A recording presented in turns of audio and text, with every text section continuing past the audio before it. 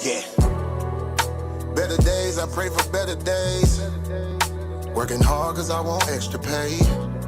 Talk to them seeds, but you must demonstrate. Is it your ways that they gon' imitate? Non-violent. Sometimes I wish I would've went to college. Frown proudly. Cause where I'm from, they hate you when you smiling. Your faith should be your gun. You can't leave home without it. The children being grown, cause all the parents acting childish. You show them your reality, I bet they doubt it. You tell them all about your dreams, that's when they out it. Your own blood. Ain't no family no more. They do you badly for show.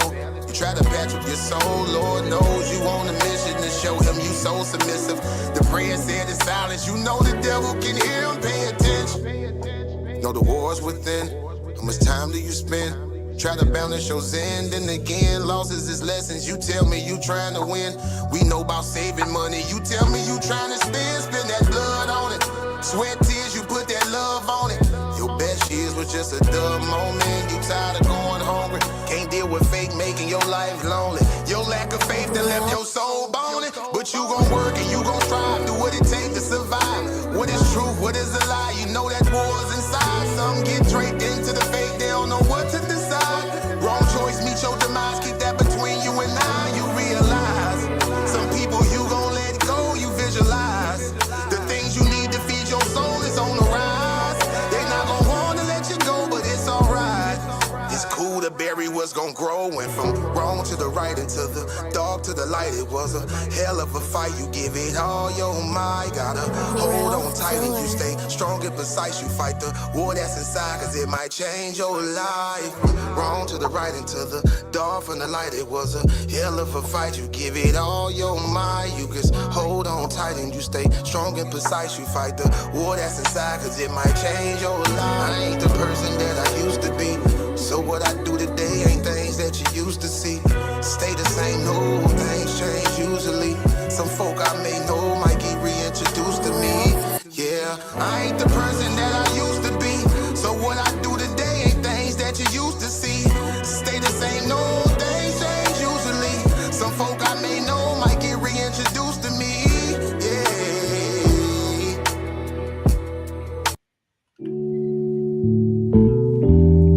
Yeah. Don't be stressing on the dumb shit, cause God is gonna make a way. Just keep going and keep your faith, so you can win this race. This race called life, yeah, yeah.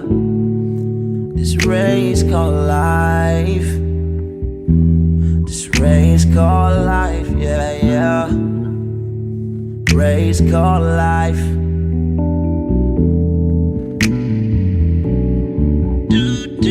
Yeah, yeah, yeah, yeah, yeah, yeah. I'm grinding 'cause I know that I'm gon' get it. I just gotta have vision, keep faith and be humble, and have some patience with it. I've been A1 since day one, been always on my job. I never been a fake, never had to steal and rob, cause I do good business, I'm too good with it. And even though I'm on this road, I'm still daddy to my children. You know I do good with them, and don't like being missing. But I hate when my bills are thicker and my pockets get thinner. But I can't stress up on the dumb shit, cause God is gonna make a way. I keep going and keep my faith in my pace, so I can win this race. Win this race called life. This race called life. I'm just trying to win this race called life. This race called life.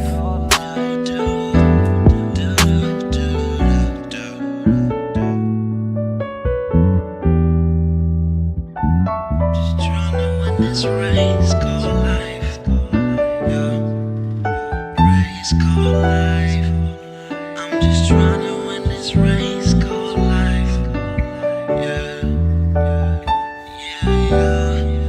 I keep on running in this race called life, yeah,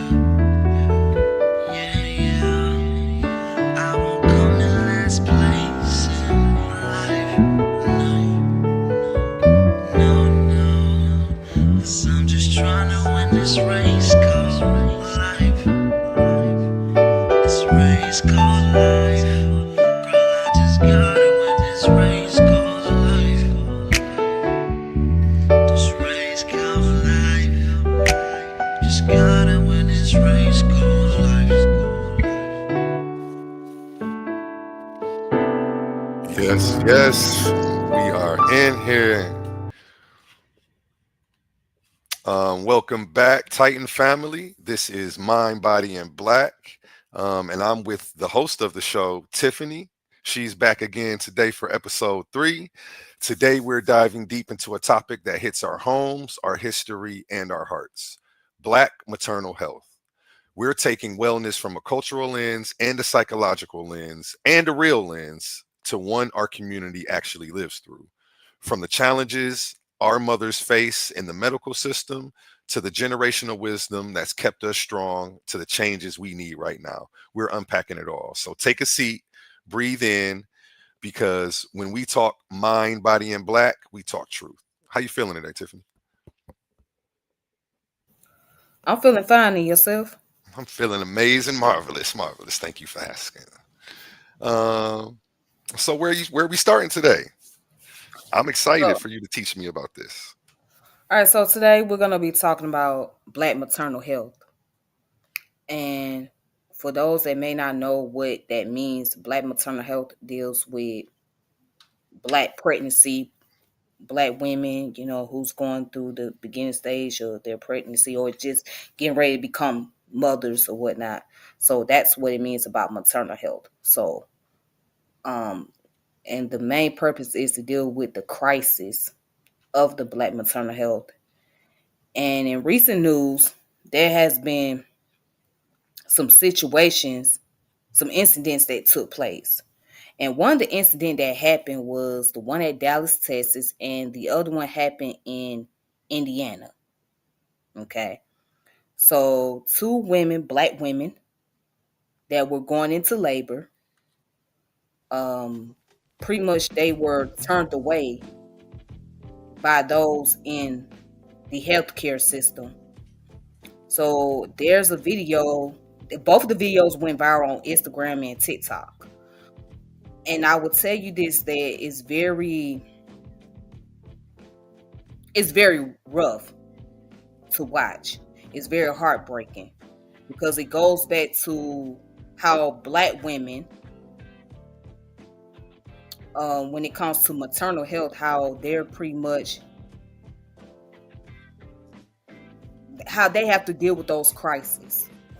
So, um, to give some background, some details, I can go into the articles about the incident in Dallas, both the incident in Dallas and in Indiana, and also I would like to share some sources as well. Did you want to start with the video, the information you had? Well, you can share the videos, yeah. Play the video first? Yes. Okay, which one do you want to cover first? Let's show the one that was in Dallas. Gotcha. And I'm gonna give a warning that this video is very disturbing, so viewer discretion is advised. Both videos are disturbing at that. Yes, viewer discretion is advised. Let me bring this up on the screen. Okay. Pause that. Add to stage. Okay. Again, viewer discretion is advised. This guy got is very graphic. When's your due date? Right now. Is your due date? Can you hear it? What? How many times have you been pregnant? 3. This is your 3rd pregnancy? Is the sound working for you, Tiffany? It's in my ass. You have 2 babies at home? Oh. Who's your doctor? Lang is her doctor.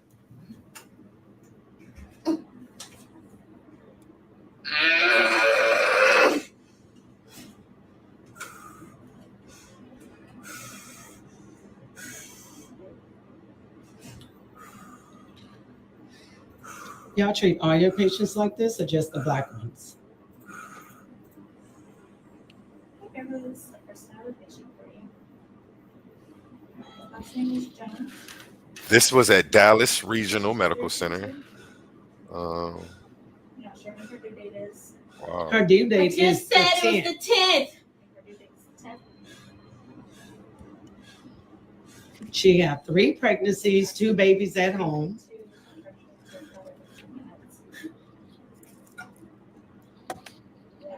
I bet y'all listen next time.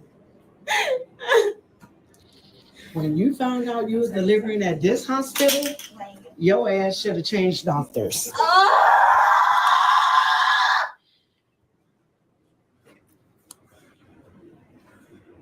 Thank you. Everybody say how they treat people here.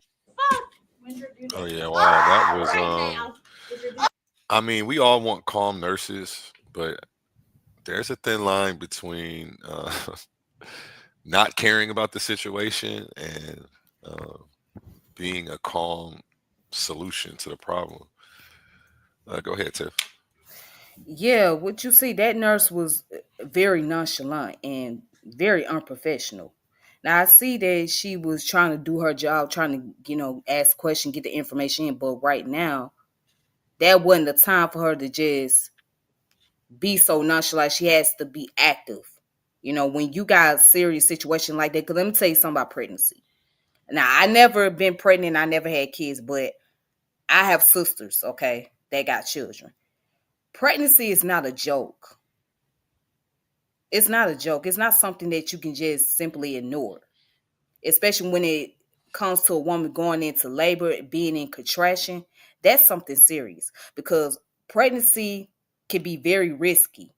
And when I say risky, it can get to a point that you're dealing with life or death situation. There has been stories about women who were in labor and died while they were in labor. Mm. Like, that's how risky pregnancy is. So with this nurse sitting back ignoring this young lady as she's crying and screaming for the doctor to come and take her to the hospital room or take her to the room or whatnot, it shows the level of, it shows that she was just very counterproductive and she was too nonchalant. You supposed to act on that situation. You supposed to jump on it right away. The moment that you see a patient like this, that's when that nurse should say, "All right, can we get the doctor in here? Can we send her to the room so she can be prepared to have this baby, etc." So, and this is, you can go to the next video. Did you want to bring up you said you had some sources on this? Did you want to stick to the one first and then show Well, the video when you go to the next yeah, one? I do have some sources on here. Yeah, let's So, pull up all of that first before we go to the next. all right. I'm gonna stay on Texas for a second and see what else. Okay, this was in Mesquite, Texas. Her son was born 12 minutes later. This woman Yeah. had her in the waiting area for more than 30 minutes. The delivery was awful. Instead of taking her straight to labor and delivery, this was their response while she was in active labor. Yeah, Yeah. and So the lady that posted the video, her name is Cash Jones. let me She's share your showing her screen. daughter Carrie Jones. All right, yeah, my screen is up here. Did you see the screen? It's not sharing. It's sharing. I got you. Okay. All right. Let me make sure. Okay, cool.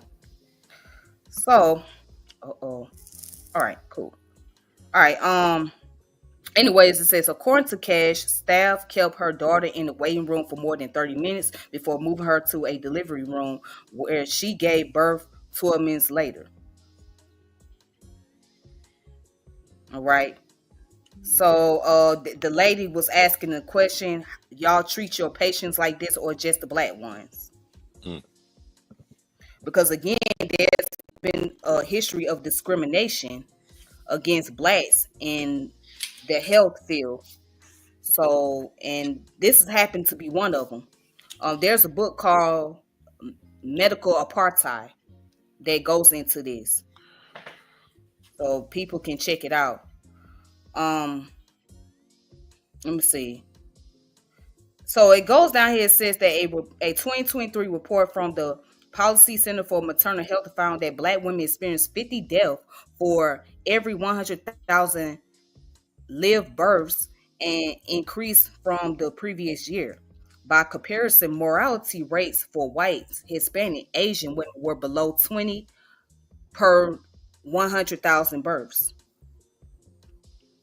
And it says in a separate video, Cash Jones said her daughter and the newborn were undergoing medical tests, claiming the baby was born with his eyes open due to the stress and trauma that occurred in a I don't know how to say this word, in a triage area. So Dallas Regional Medical Center issued a statement according to the Houston Chronicle, saying it could not provide specific due to patient privacy laws, but it's reviewing this situation to understand what occurred. At Dallas Regional Medical Center, the safety, dignity, and well-being of our patients are always our highest priorities. The statement read, "We are committed to providing compassionate, high-quality care to every person who comes through our doors." All right. And so that's that information. Yeah. Um, like I said, it's just very hard to watch. And the number right here, 50 deaths for every 100,000 live births, that tells it all. That tells it all right there. It tells you. So the whole thing with the medical apartheid is real. Medical racism is real. And this is one of the reasons why you see that most black women would rather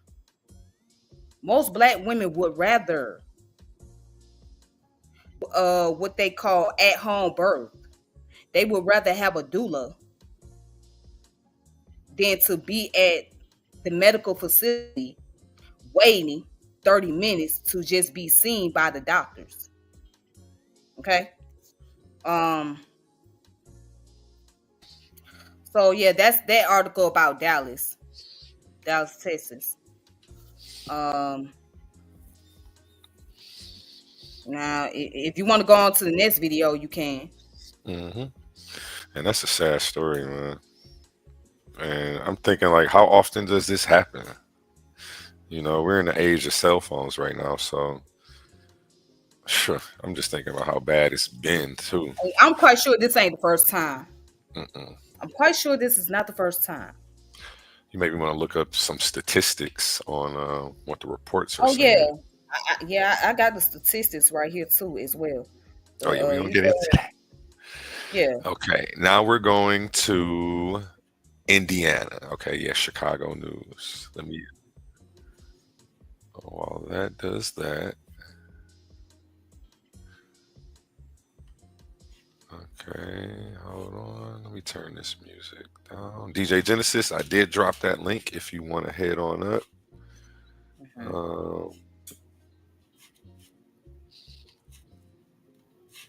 Oh yeah, pause the music. Okay, here we go. And add this to the stage. Can you see it? Not yet. Okay, there you go. All right, I'm about to hit play. Away from a Northwest. A mother says she gave birth to her baby in her car minutes after being turned away from a Northwest Indiana hospital. The video shows her being wheeled out by hospital staff, and she's clearly in pain. Our SL Razai is live in Munster, where the woman and her baby are recovering right now. SL? Yeah, Joe, Erica, the videos the family posted online have quickly gone viral. It shows them at another hospital about 30 minutes away from here in Crown Point. The family says 8 minutes after being turned away from there, their baby was born in their car. 911 dispatchers were on the phone with them and led them here to Community Hospital, where they say they were welcomed with open arms. But is being kicked out of this hospital because she's in active labor.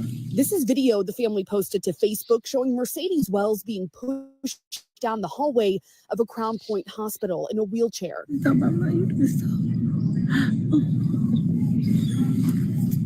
Her family says she was in active labor, but they say hospital staff told her because she was only dilated 3 centimeters, she would have to come back later. Her sister-in-law, Sharice Joy Thompson, says they were visiting family in Indiana, and the baby wasn't due for another couple of weeks. I feel like my family's rights have been violated.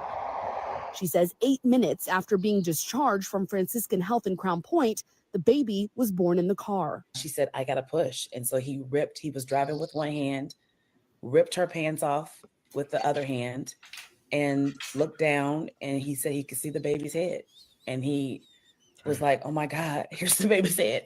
He like grabbed a blanket, caught the baby, and then put the baby on my sister-in-law's chest, Mercedes' chest, and the umbilical, everything was still attached, and they kept on driving.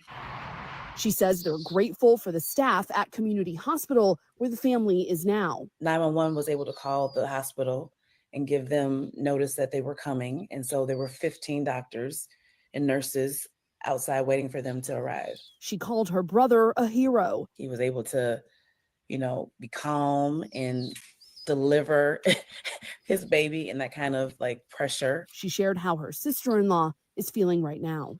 So when I went to the hospital yesterday, when I opened up the door and Mercedes saw me, she just started crying because she feels violated. She feels unheard. She feels dismissed.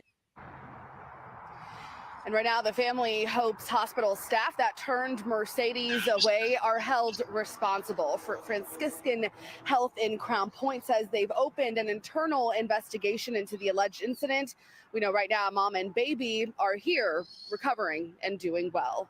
Live in Munster, Indiana, I'm SL Rizai, CBS News Chicago. Wow, that's great to hear. What a story that is. Right. And the dad, it looked like he just kept driving down the road, one-handed catch. One-handed catch. They funny for that. I think the dad should have just stopped on the side of the road and just went on ahead and delivered the baby that way. You know what I'm saying? And then, but I understand. But yeah, he just, yeah. Yeah, and that was making me think to a time, before public hospitals. This was actually just how it was. I'm sure they had midwives though, and people who had knowledge of how to actually do the delivery. So I'm still sure we had people in the community to help. Yeah, that's the purpose of a doula. So a doula is like somebody in the community that is pretty much like a midwife. So they'll come by your home and they'll help deliver the baby, right? Help you get ready, help the woman go through the process of getting ready for the childbirth or whatnot. And then from there, the father is normally present. In this case, he's normally present. So if the woman chooses to have the baby in the bath water, like in the what they call it, the water birth, she can do that, or the woman can just have the baby, standing up or whatever the case may be, whatever she choose. But yeah, basically, the doula is there to support and basically help with the delivery process. Nice. You just put me on to some more new information. Every time we link, man, you always upgrading my consciousness. I appreciate you. Yeah. So doula's been around for a long time. You just don't hear much about them in the mainstream. As a matter of fact, Erykah Badu is a doula. Sure. Yeah, she is. She's a doula. How you spell doula? DOULA. Gotcha. Yep.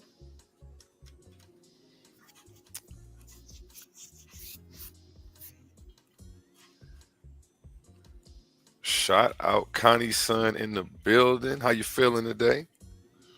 You know me, King. I'm feeling I ain't numb yet. Peace, Queen Tiffany. Hey, peace. How you doing? Did you have any comments about anything you've seen so far? Oh yeah, it's a deep demo. She dead on point. My observation, I think we all should be like doulas. Because we're all walking around in bodies. We don't know so much about ourselves. We can debate about scriptures and scrolls and everything outside of ourselves. If we knew who we was and how we operate, a lot of this shit outside of us wouldn't bother us. So that's my observation on it. Every man should know his body, and every woman should know hers. So that way they can't get fooled by the food and the children getting poked with different medicines as babies. Because just imagine how many parents just ask, I got a fresh daughter out here in California, and I go to all their doctor's appointments, and I make sure that she don't get poked with these new vaccines and these new things they got coming out saying, hey, this is a new thing. We want to get her for this. And I'm like, have it been out 30 years? If it ain't been out 30 years, it's not going in their body. You know what I'm saying? Like, what we doing? Like, we're not experimenting because they just practicing. It's called malpractice. And remember, I was telling you that's why they spell Rite R-I-T-E, and not R-I-G-H-T, because they'll be lying. They are giving you the right aid. And it goes back to our kitchen. Our kitchen is our hospital. Our kitchens is our hospital of our house. So every time you get sick, people supposed to go to your kitchen and actually whip up something for you to get better. But the kitchens is actually sending us to the hospital, sending us to them, because it's the Drug and Food Administration who together. So if we monitor what we put in our body, we would know why the fertility rate is dropping, why certain things is happening to our anatomy, why our vibrations is off. We don't know ourselves. We just know how to get to the bag, stay up all night. I've been grinding hard, going hard, grinding and getting to it, but we don't know nothing. We don't even know we walking on 26 bones in our foot. Like we know nothing about ourselves, but we out here trying to strive. And I think if we know more about ourselves, a lot of this shit wouldn't take place. Facts. Appreciate your commentary. Yeah, Appreciate I agree with that. I agree. Oh, also, you. I would like to recommend a book that people should read. It's called The Hood Health Handbook, written by Okay. Supreme Understanding, See Best, A Life of Law, Volume 1 and 2. So there's some information I want to read from this book. Okay. Um, that goes into the concept about birthing babies and healthy children and whatnot. All right, so let me see. I'm trying to find something. Okay, so going back to what I was talking about, the doula. All right. So there's a page in this book, and it says,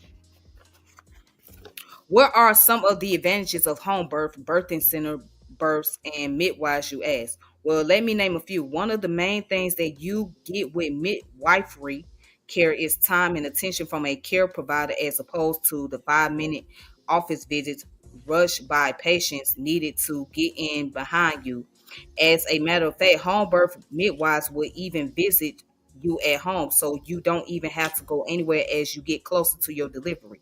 Using a midwife increases the chances that you will have a medication, epidural, free birth, which in turn decreases your risk of having to have a cesarean session, which is a C-section. And it also says at a home birth or birth center birth, you can't eat and drink during labor, which makes sense since what you are doing takes a lot of energy, hence the term labor. Whereas in a hospital, you are only allowed to eat ice chip. Ice chip, are you freaking kidding me? How do they expect a woman to be tied down to a bed with wires attached all over the place in a cold white room with machines beeping, strangers coming in and out, looking and poking at them for who knows how long, in pain, with just ice chip to help her get through all of that? I know women who have been in labor for over 48 hours. Come on, son, no food, nothing. That is just ridiculous. So, anyways, this person also said midwives are also skilled and patient enough to actually take the time to try to help your vagina stretch so that it doesn't tear while the baby is coming out. Whereas many doctors just cut you. This is called in, was it episiotomy, before they before they see if you're going to even tear or not. Crazy thing is, most of them don't even ask you or tell you that they're going to do this. They just do it. And guess who has to deal with the cut, torn, sew, and swollen vagina in the end? You do. Midwives will also allow you to assume whatever position your body tells you to. Meaning, if you want to get on all fours, and she made a joke in here, which may be how you got pregnant in the first place. Just joking. Do squats, cartwheels, or lunges. You are free to do so. You can also have. Let me skip that part. Never mind. But anyways, let me skip some parts on here because I don't want to. I'll skip some parts on here. But anyway, in hospitals, you are usually limited to 2 support people. But at home or in a birthing center, you can have as many people as you want in the room with you. The whole family family can be there to support you if you want. It is also very likely for women who birth with midwives and doulas to be more successful at breastfeeding than those who don't have the constant support. Breastfeeding is the best feeding, by the way. If you didn't know, you'll read about that soon. So I'm just gonna leave it right there. Mm. Yeah. So the one that I read was volume 2. So this is the one that you pulling up is volume 1. Oh, okay. I was Yeah. looking at this cover and like all on the shop windows. Um, like I don't know if you can see it when I go over here. If is it showing like a zoom in of the Uh, store? yeah, the corner store, drugstore, the corner stores, liquor stores that we go to in our communities and Can whatnot. you? Is it showing a zoom in of the store as I'm holding my mouse over it? Oh, yes, it is. Oh, so you can see it says like GMO inside. On the Newport pack, it says cancer on the ads. Down there Hmm. on the cigarettes, it says emphysema. I like how they did this. Oh, yeah, yeah, yeah, Free yeah, flu yeah. shots, GMO inside, Mick diseases. they, instead of So McDonald's. they using the signs and symbols. So Hmm. that's knowledge is what you know, and wisdom is how you live. Remember we was talking Mm. about that. Hey, Say that again. knowledge is what you know, and wisdom is how you live. That's right. That's right. That's right. So you can know some things, but if you're not wise enough to not do it, what's the sense of knowing it? Like we know that the Surgeon General is on the pack of the backwoods. We still roll up. It don't stop a brother from rolling up. We still see it. So what she's saying, doctors only deliver the baby. A doula delivers the experience. That's right. That's That's why they get you in different positions. She show up like she was saying. She show up for house calls, and those things actually gets infused to us through the umbilical cord, Hmm. right? So if my mom was showing up to a stressful place every day while she was conceiving me, chances are I'll come out a kind of stressful baby with high anxiety. You And know what I that's mean? called transgenerational epigenetics, what you describing. But I'm sorry, continue. Oh, you good, Queen? You Yeah. good? I love the line. You good? What is called again? Transgenerational epigenetics. Let me pull it up for you real quick. Because And what you that's the described, same. That's the same thing I be thinking about. What happens to meat that we consume? You know, pigs can hear pigs getting slaughtered. You know, you hear your brother dying in the next room screaming. You know what I mean? So this we about to consume this steak, but we don't know how it died. You know what I'm saying? It probably died in terror. It probably died in fear. And now we consuming this fear-consumed bloody meat, and we wonder why we angry after we done ate this good meal. So all of this stuff can be digested. You know what I mean? Through the animals. mm-hmm. In my observation, you know what I mean. So just knowing that that's trauma. That's trauma. That's infused through the umbilical cord. Exactly, absolutely, yes. So now we can go to the AI view because that's what people like. People like the AI. So You about to I'm share gonna your be screen? yeah, I'm about to share my screen so people will Sweet. know what transgenerational epigenetic is. Because that's exactly what the brother is describing. So, transgenerational epigenetics from pregnancy involves how the maternal environment and lifestyle during pregnancy can create an epigenetic changes that may be passed down to future generations, affecting their health and development. Environmental factors like stress, diet, exposure to toxin can alter gene expression without changing the DNA sequence itself, creating a legacy for the offspring. These changes can be transmitted through the placenta or potentially through the germline, influencing traits related to health, disease risk, and behavior across generations. And then it goes into the key factors. The key factors influencing transgenerational epigenetics during pregnancy: maternal stress, psychosocial stress, anxiety, and depression during pregnancy can lead to epigenetic changes that impact the offspring's future mental and physical health. Nutrition. Maternal diet and nutritional status can influence the fetus epigenetic profile, affecting its susceptibility to condition like obesity, diabetes, and cardiovascular disease later in life.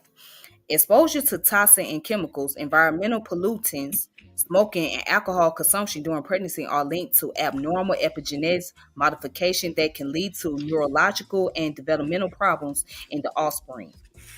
And it says maternal health and disease, maternal disorders like preeclampsia have been Is associated it with true that dogs? Oh, that has been associated with epigenetic changes in the placenta and fetus, impacting pregnancy outcomes and potentially the offspring health. And immune activation, maternal infections during pregnancy can trigger epigenetic changes in the developing fetus, which may contribute to neurodevelopmental disorders in later life, even across generations. Mm. It get deep. Oh yeah, it gets real deep. Oh yeah, yeah. So that's why women, when they're pregnant, right, they have to be careful when they're under stress, because when you under a lot, like the brother said, when you're under a lot of stress, you pass that down to your baby,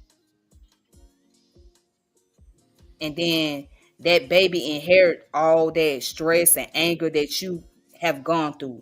You know what I'm saying? So this is why, like, yeah, and then not on top of that, when you deal with a lot of stress, it can cause women to have a miscarriage too.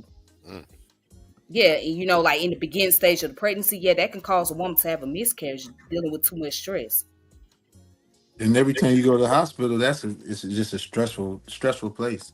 Yeah, So it is. I was looking up cesarean sections when you was talking about cesarean sections, Mm-hmm. and the thing about it is, what's heavy about it is, if just say a dog if you have to cut a dog out of a baby, I mean a baby out of a dog, that dog wouldn't let that child feed from it or nothing. It kills the connection to the animal. Damn, And really? animals know that. Yeah, it didn't actually come out of the womb. It wouldn't let, like, dogs just don't let random dogs come feed off their milk. You got to be they children. You know what I'm saying? It don't rock like that. So a Yeah. cesarean section actually takes the connection from. So they push for a cesarean section more than anything. And the first 3 months or the first 6 months after consumption, the breast is producing colostrum fluid. That's the most important time the baby's supposed to be getting that. That's why breastfeeding is important. Yes. Yes. Now, sometime in some cases, a C-section is needed. Let's say if the mother is not able to deliver the child because the baby's umbilical cord is wrapped around the neck, For then sure. that will be the requirement to get an emergency C-section right away. Otherwise, the baby will end up dead. For sure. Because when my mother had me, right, my mom had to get a C-section, an emergency C-section, because my umbilical cord was wrapped around me. So yeah, she had no choice. She was not able to deliver. So sometimes a C-section is necessary if the mother Yes. is not Yes. able to deliver the child, in a natural way. Yeah, I didn't mean to deliver it in that context. I understand if it was life or death. I Yeah. was I was speaking in the context of us dealing with our diets, and a lot of the moms is becoming younger and younger, so their body's not really fully developed. That's the thing. And then they diets, they on flaming hot chips, they ovaries, you know what I'm saying? It's just their body ain't even really even ready to go through Flaming hot nothing. chips and cup noodles. Yeah, yeah, and it's Oh just yeah. bad. So that'll rush the delivery process on top of going to school, being Mm. stressed, and trying to hide the baby and not know who the dad is and been around. So Damn. that's heavy on any young lady running around out here who don't even know where to go pay for the lights and gas yet. Don't even know where that building at, and about to bring a child into the world. So, and going to the hospital, like we were saying, the ultraviolet lights. When we Mhm. born, we not supposed to be born under those bright lights. Those lights are too bright for a baby. That's why they come out screaming. We supposed to be born under candle lights. Supposed to be candle lit. Those artificial lights is shocking you. It's kind of they blinding. And just imagine what that does to your immune system. They do that as torture. They would put you in a room with those lights as torture. So why would I be born under those lights as a baby? If they leave those lights on, it's torture. It's the same. It's the same thing. So all of Yeah. that, the dolphin birth, they stopped the dolphin births. Oh Yeah, that well, was deep. yeah, I don't know anything about the dolphin birth. Oh yeah, you can All look right. it up. You have births in the dolphins because the dolphins send shockwaves through the water, and our Oh, babies was okay. coming out extremely intelligent, and Hmm. so they stopped it because that's what the Africans was doing. So they stopped the dolphins' birth. They stopped us actually getting in the water with the dolphins because dolphins is docile creatures and they very intelligent and they love pregnant people and pregnant women. That's where the water birth come from, but they took the dolphins out of it. Okay. Wow. Wow, that's interesting. That's interesting information there. So A1, I want to share some articles. Gotcha. The one that I want to share is about epigenetics, how epigenetic inheritance fails to explain the black-white health gap. Mm, All right. Okay, there we go. yep. So now this come from sciencedirect.com. Okay. All right. And then let's go into it. So down here, here's the abstract. Slavery, legal segregation, and ongoing discrimination have exacted an unfathomable toll on the black population in the United States, particularly with respect to the impact on health outcomes. In recent years, various research and activists have suggested that racial disparity in modern era can be attributed directly to the trauma of slavery, postulating that these unspeakable traumas led to epigenetic changes in slaves. Changes that have since been passed down to subsequent generation.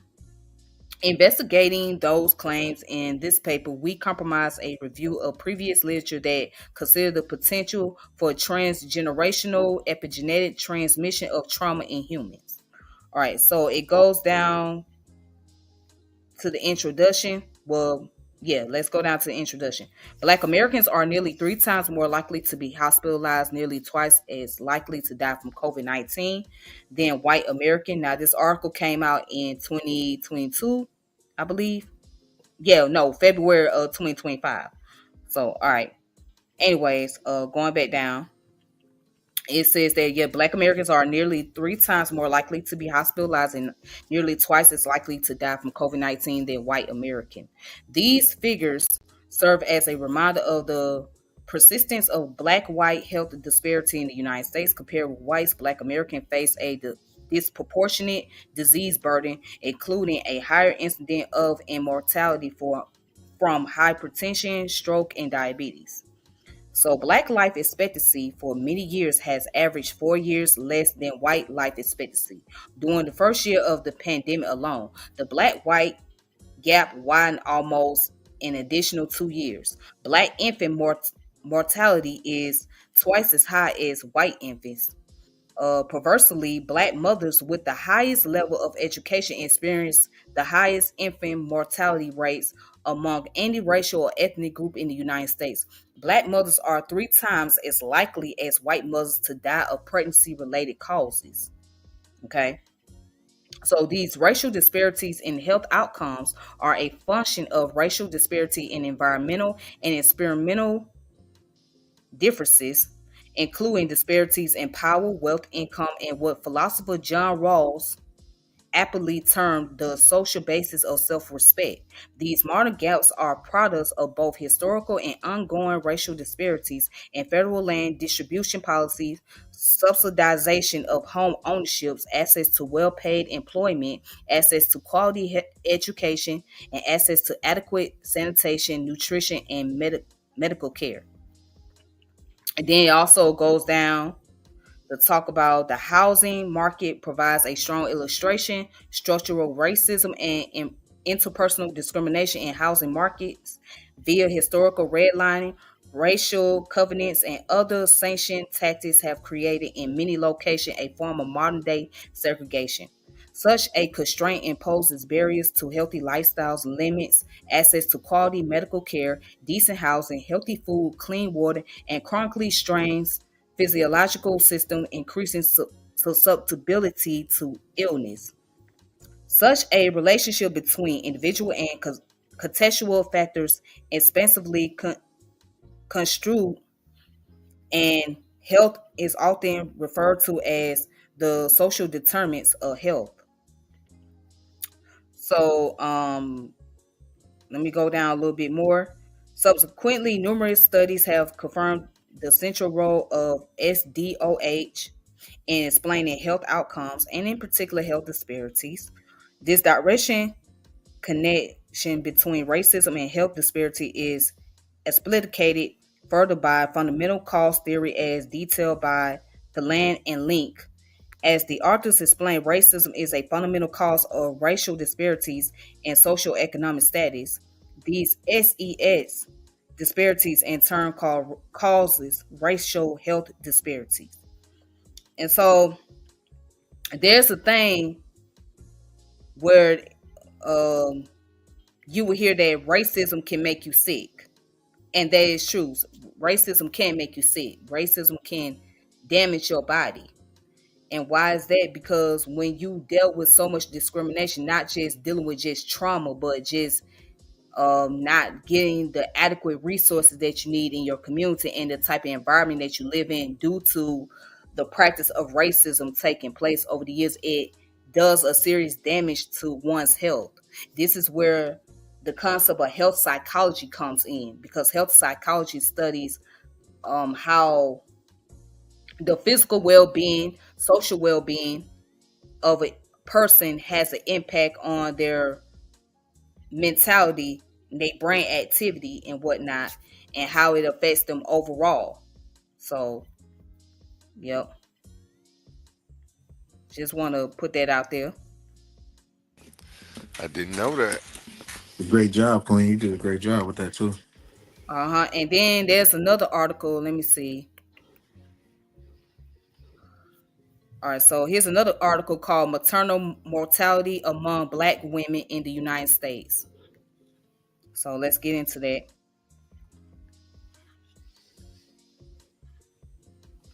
Okay, yep. Let's get into that article.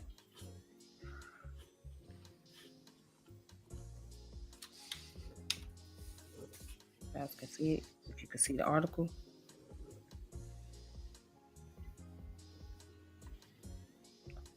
Okay, I can't see the article. Oh, sorry. Uh-huh. There you go. Okay, so the maternal mortality among Black women in the United States. This comes from billerbrief.byu.edu. Okay, and it says the chances of a Black woman dying in the U.S. due to complication related to pregnancy or childbirth is 2 to 3 times more than white women in the United States, a disparity large enough to cause the national maternal mortality rate to increase at a steady rate. Challenges influencing this problem include implicit racial bias within the healthcare system that causes negligence, a lack of standardized healthcare to provide quality care in all parts of the United States, and the stress caused by systemic racism and its effect on Black females' bodies. Maternal death has detrimental effects on Black families and children by increasing the premature and infant death rate and the amount of motherless Black families. Practices providing external mental and physical support before, during, and after childbirth are best exemplified by local doula organizations such as the By My Side Birth Support Program in New York.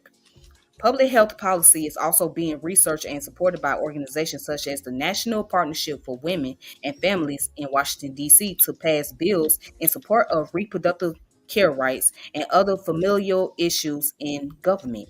California is an example with its recent hospital protocols to prepare for complications during childbirth. Now, it goes into, it say, the key takeaways. So U.S. maternal mortality rate is higher than other wealthy countries because of the disproportionately high maternal death rate of Black women in the United States. Systemic racism is the root of the contributing factors that cause the disparity in Black maternal death, such as implicit bias, unstandardized health care, chronic stress that wears down the bodies of Black women. All right. Basically, just going over what it was said before, right? Also, it says thousands of children and families suffer mental, emotional, and financial challenges with the sudden loss of a mother due to pregnancy and labor complication. And there is a significant push for policy change to improve reproductive right for Black women, as well as multiple grassroots programs to provide birthing and pregnancy support via doulas. All right, so there's different terminologies here. Okay, so let's go over a few terminology. Implicit bias, bias that unconsciously affect action and understanding and can negatively impact individuals in a variety of situations. So what we dealt with in that video, in those two videos, right? Those women not only were, not only they were turned away, but they dealt with implicit bias. Okay. So they dealt with it because you had a case where the nurse ignored this woman the whole entire time while she's trying to ask her a question, right? Way Then, too nonchalant. yeah, way too nonchalant. Then you had another situation where a woman was turned away because she was not dilating at a certain centimeter. So they told her that she could not be in the hospital because she was not a certain amount or whatever. So what you saw was the implicit bias. And again, going back to what I stated before, pregnancy is very risky. It's very risky, especially when you're in labor, because that's where that's when you deal with the ultimate challenge of life or death as a woman. That's where women have to really be faced with that reality. So to be ignored like that, I hope that both hospitals get sued. That's what I hope. Now, from what I found out is that the nurse, the white lady, she supposedly got fired. But that's not good enough. There needs to be a lawsuit. There Type needs of to be a remedy lawsuit and filed. reparation for that one. Yes, because what you did, you ignored the needs of two patients. And I want to play those two videos again. Go ahead. I'm sorry. Yeah. So they ignored the needs of those two patients, right? Who had an emergency and they were going in labor, getting ready to give birth to their children. So we're about to play those again. You guys you know what? I'm sorry. Let me introduce everybody. Okay. Today we have someone special stepping onto the platform, a woman whose name carries its own weight. Everybody welcome DJ Genesis. She's not just a DJ, she's a songwriter, a singer, an intellect, and a fierce advocate for women's rights. Her voice moves crowds, her pen moves cultures, and her message, it stands loud all on its own. Everybody give a round of applause for DJ Genesis hitting the panel today. How you feeling today, sis? Hey, how are you doing? How are you doing? Peace, Queen. Amazing. Thanks for asking. So I'm like kind of like I'm kind of like what's it called, multitasking, because my dog got hit, and so I'm trying to like show my daughter at the same time what to do. But listen, I wanted to come up here because I was gonna do a show about this actually tonight, but it got like postponed. But I'm glad that you guys are doing this, because when I saw this, it reminded me of the situation that I encountered.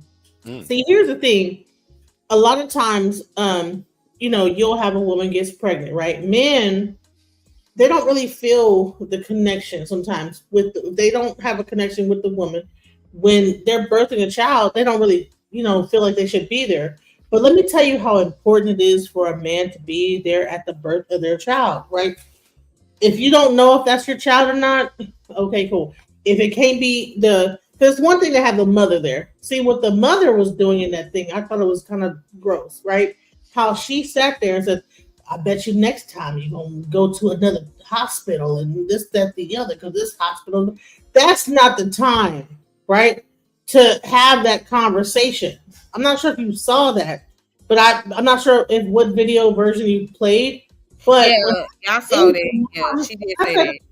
I'm like, not the time to be having that discussion about whether she chose the right hospital or not, right? But I'm in Mesquite. This hospital that we're speaking of is like right down the street from me, right? Right down the street. I mean, literally, I could drive 10 minutes and be there. That hospital sucks, okay? For everybody, not just this mother, but anybody who goes there, they know that you're going to be waiting for an extended amount of time, and when you get in there, like you'll be put into the back And you know when they take your situation serious, how close you are to the nurse's station. If your behind is in the back, that means you the last. They don't take you seriously. If you're right by the nurse, okay, it's serious. And that's with any hospital. Unless they have like those kind of nurses stations to where the nurse is sitting outside your door, if you're not right next to that actual place where they're doing their nursing at, that means you are an afterthought. Okay, that's number one when you get admitted. Now the situation, this whole check-in thing, right? Listen, anyone that goes to that particular place knows that their whole check-in process, like first of all, they triage people in the actual lobby. So instead of you going back to the back to get your blood pressure taken and get your vitals taken, no, they have this whole station sitting in front of everybody to be triaged. So you're telling them what's going on with you in front of everybody. And I thought there was a whole thing called HIPAA that makes it separate where you should be private to do this.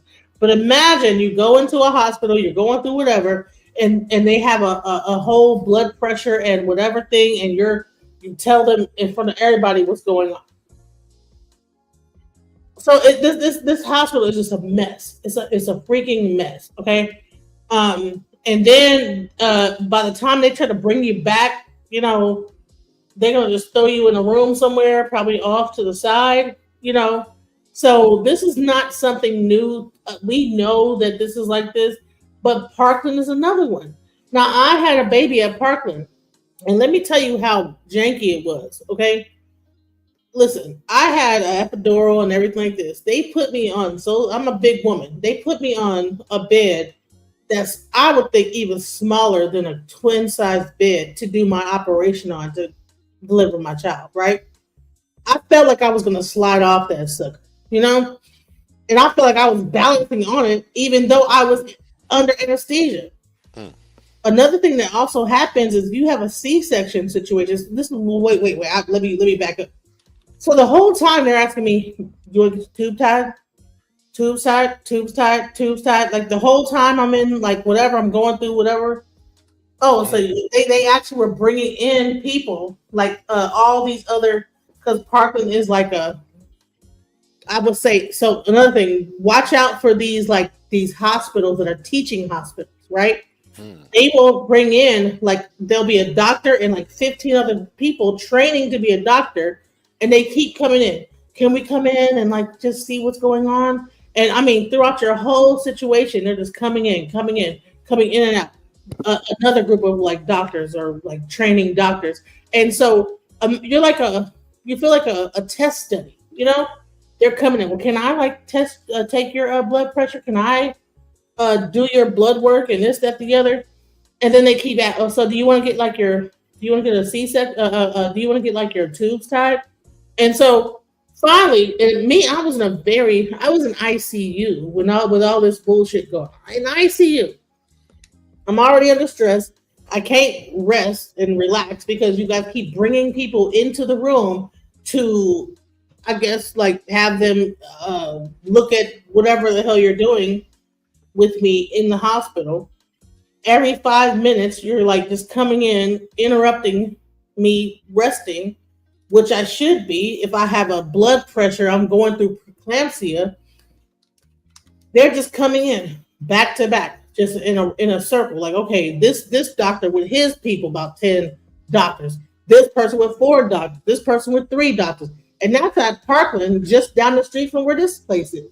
So, like, I mean, if you don't have, and I'm going through I was considered at risk because I was an older pregnancy and Black and all this other stuff. So being an older pregnancy, they make you go to Parkland because that's like a more of a like an ICU type of a place.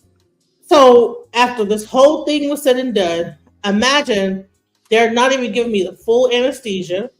When I like actually did my epidural, I could feel everything. And what happens is once they deliver the baby, now I can feel the whole situation. They did kind of pump the thing one time to like let me like when they pulled the baby out, they did kind of pump that anesthesia real quick. I went and I came right back. Once they got the baby out, and this is the crazy part. If you're fathers, stay there. Do not tell them you have to leave. A lot of times, what happens is the baby gets born and everybody leaves the room to go with the baby. But the mother is there while they're sewing you up and they can lessen the anesthesia. This is what's crazy. I was screaming at the time. I could feel every stitch. Wow. I could feel everything Wow. going on. And I believe, and I said, can y'all please give me more anesthesia? I could feel it. I could feel it. I'm screaming. And then they came and gave me the same question. Do you want, before we stitch you up to finish this whole thing, do you want to get the tube tied? And honey, I was like, yes. First of all, the way they stitched me up was up and down instead of side to side, and I have had several other C-sections. They told me that, you know what, it's dangerous. I'm under anesthesia, by the way. I mean, they've already given me the epidural. I've been through this whole thing, had a baby, and they're asking me this question post having a baby in the room after this is like, I mean, it's crazy to ask this in that situation, right? Right. And of course, I'm like, you know what? Yes. And so I allowed them to tie my tubes and burn them and do all the whole thing. So that is how diabolical they can be with this whole thing, right? So, sister, may I ask you a question? Or Yes. ask you a few questions? How long was you in labor? Or was it your I first child? Or No, I was never in labor. This is my third child, and I was never in labor. What happened is that I had COVID, didn't know it, and I started having chest pains because my blood pressure was like almost like, I mean, at like seizure level. You know, like wow. if it would have one little tick up, I would have had a whole full seizure. And I didn't realize it is that when I like went in there, they began to pad the bed. I'm like, what are y'all doing? Because I was like, no, I think I should just go back home. I think I'm okay. And they're like, honey, you're about to no. This is not Oh, gonna be so you didn't know you was pregnant. No, I knew I was pregnant. I didn't know that I was that because high blood pressure and preeclampsia, like you don't really feel like that anything's going on. Like I was having like some chest pains and I called the fire department and then they like called the ambulance and brought me to the hospital. But then they said, listen, we're gonna have to take the baby because you're not your blood pressure is not gonna go down. You're preeclamptic and it's very high and it's not gonna do that. It's gonna go up from here. It's not gonna, and if it goes up any further, you're gonna like have a stroke and a seizure and whatever. Wow. So and like so it was like I had no choice but to get an emergency C-section, and then they said I have COVID. They found out I have COVID, which was Wow. creepy because when they were taking me throughout the whole unit, I think I was in ICU. Nobody was on that floor.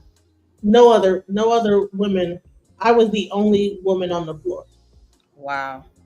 which was creepy because I'm like, because of COVID. So I'm like, okay, was there, did they like stagger the COVID patients to where like if you had COVID, like you wouldn't be on the same floor? Why was I the only one on this floor? Like it was the most weirdest thing. And I felt like a science experiment because like every 5 minutes they would bring in different like student doctors to come in and they were trying to get my blood pressure on. I was in there for 2 weeks. It got me so bad because they did so much LASIK on me that my like when you looked at my legs, all you saw was bones. You didn't see the muscles in my legs because all the water had been taken out of my body. It was crazy. It was a mess. Yeah. Wow. I'm gonna go ahead and play this video one more time for anybody who missed it or hasn't seen it again. And once again, let me give you a warning. The video is pretty disturbing, so viewer discretion is advised. Yes, viewer discretion is advised.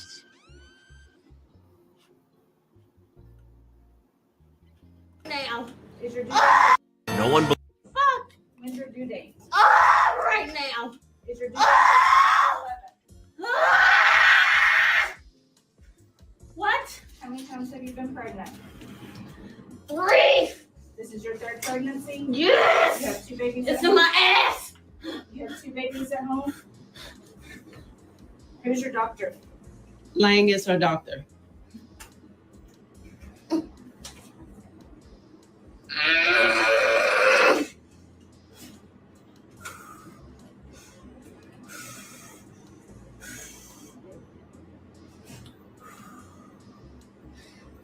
Y'all treat all your patients like this or just the Black ones? Beverly, this is the first time I have a patient for you.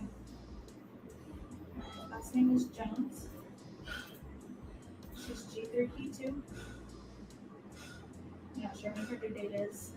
Her due date is the 10th. Her due date is the 10th. She got 3 pregnancies, 2 babies at home.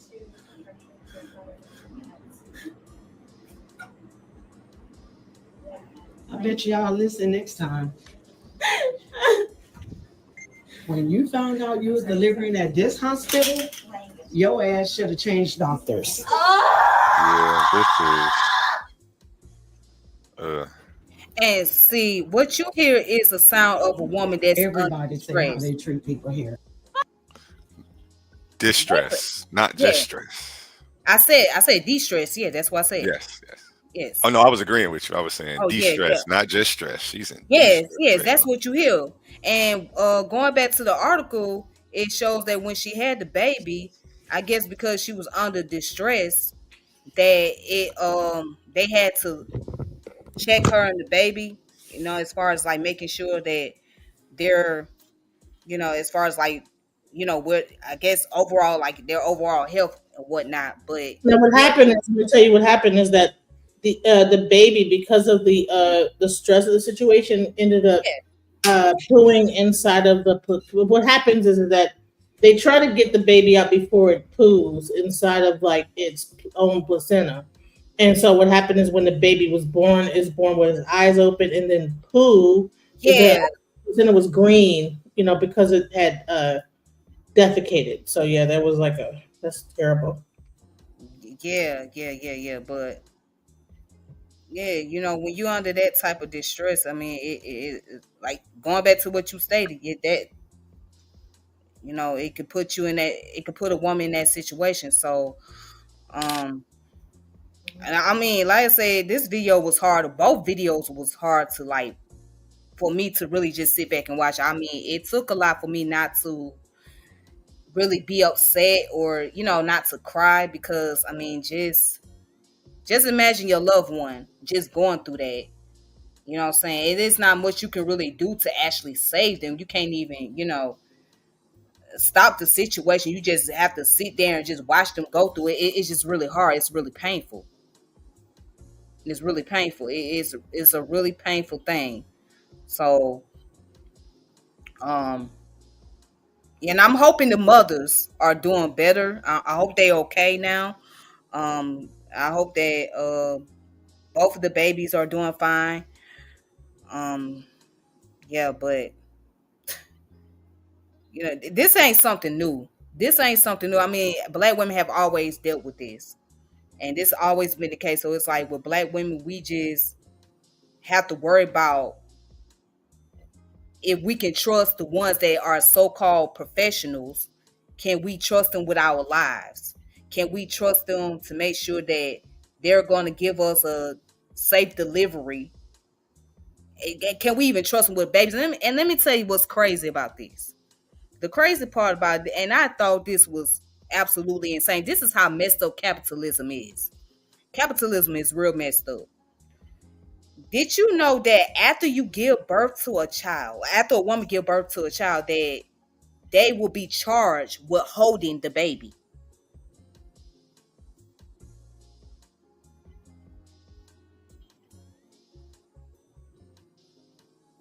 Can you hear me?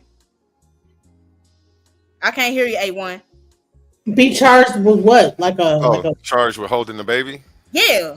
I didn't even know that. Someone had told me that a while back, that when they was giving birth, right after they gave birth to a child,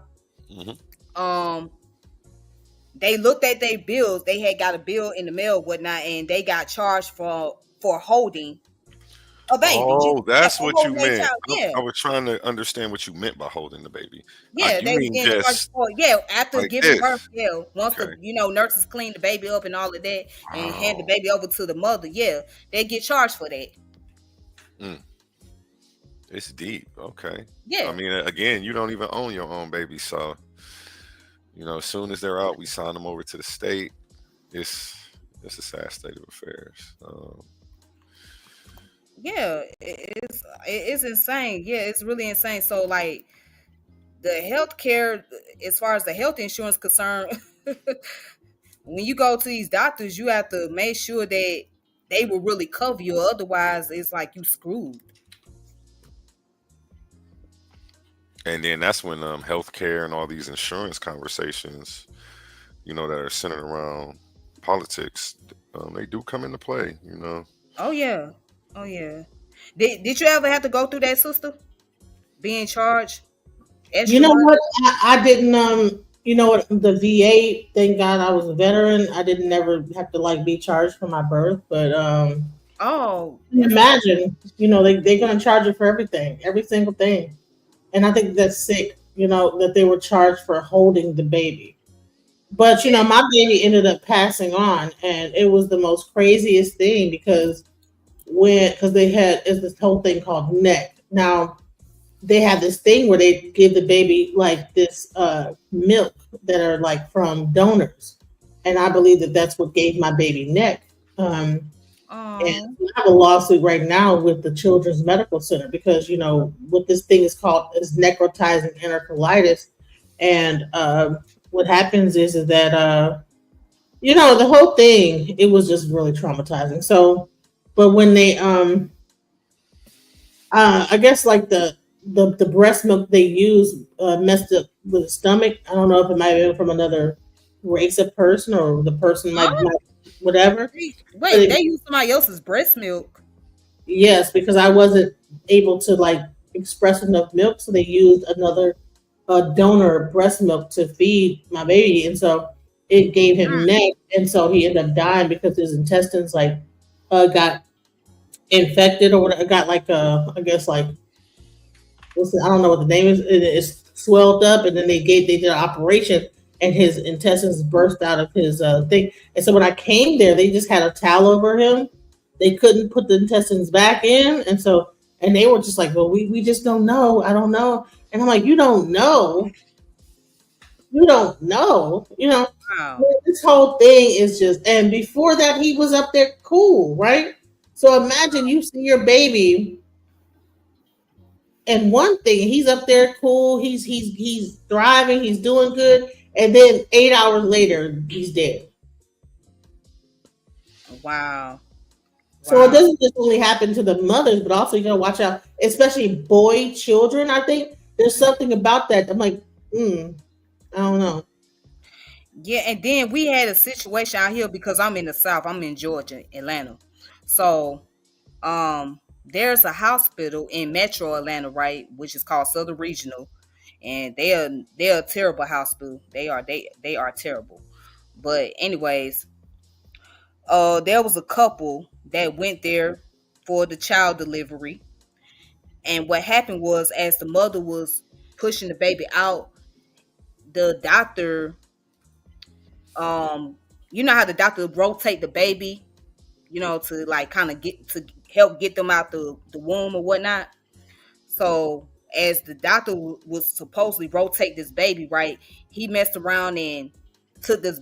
Well, it was a she actually. So she messed around and took the baby's head out off the body, like the baby's head came off the body. So, um, so yeah, while the mother was going through the process of delivering the baby, and so the family ended up filing a lawsuit against them because of that incident. So yeah, they filed a major lawsuit at that. But yeah, it was just like, I don't know if the doctor was just being careless and not careful, or maybe it was just a medical mistake on the doctor's end. I'm not sure what it was, but yeah, Yeah, it was a situation where the baby was coming out and the doctor, like I said, I guess the doctor was being too aggressive, and the baby head was snapped off the body. Like the baby Oh head came man, off the body. Yeah. that's crazy. Mm-hmm. I haven't heard anything about that. Yeah, it happened. As a matter of fact, I can pull up the information right now. Uh, Yep, go ahead, share your screen. So let me just say this too: is that after I had given birth to my child, the interesting thing is that I had to go through at least like 4 weeks of well, I would say a month of going because Parkland had a program because and thank God they had this. It was ran by a black nurse because they this black nurse knows about like that black women die, and so after giving birth, so she created a whole program here in Dallas to where you come the first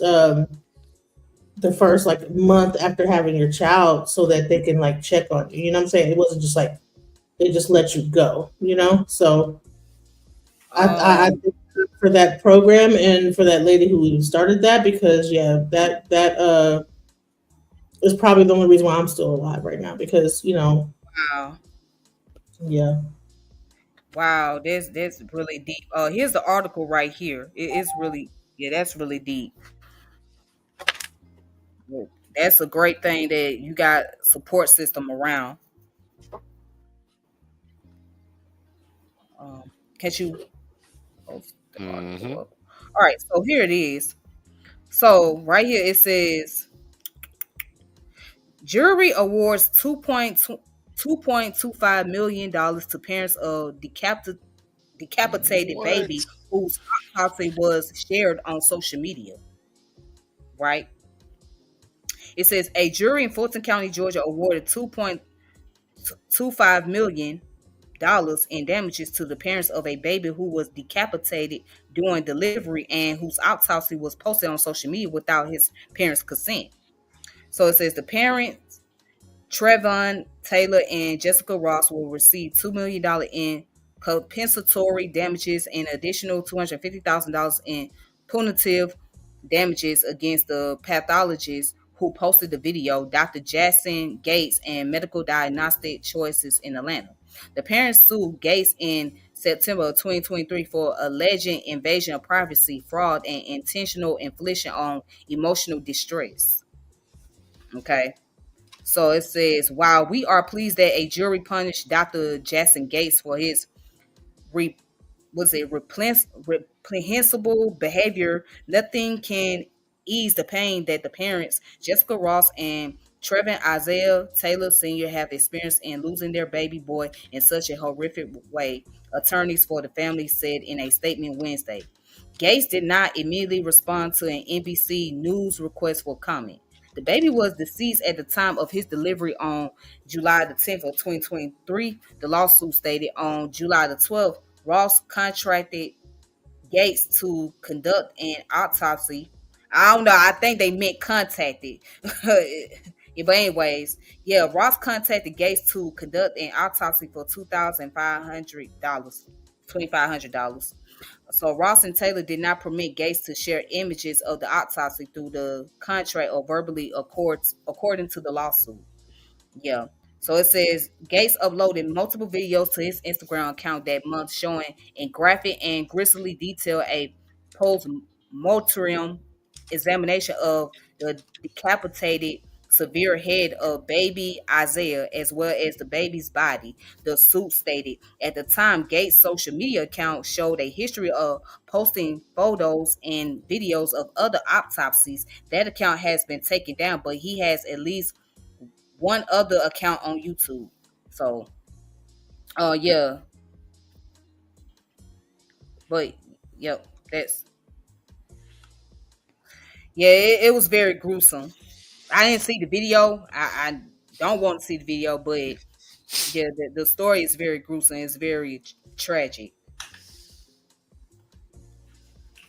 Yeah, that's a sad story right there. I don't know how I didn't hear anything about that.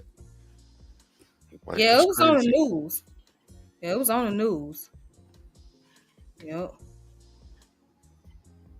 Yep. So said that the doctor that was delivering the baby, grabbed the baby's head and the baby head came off.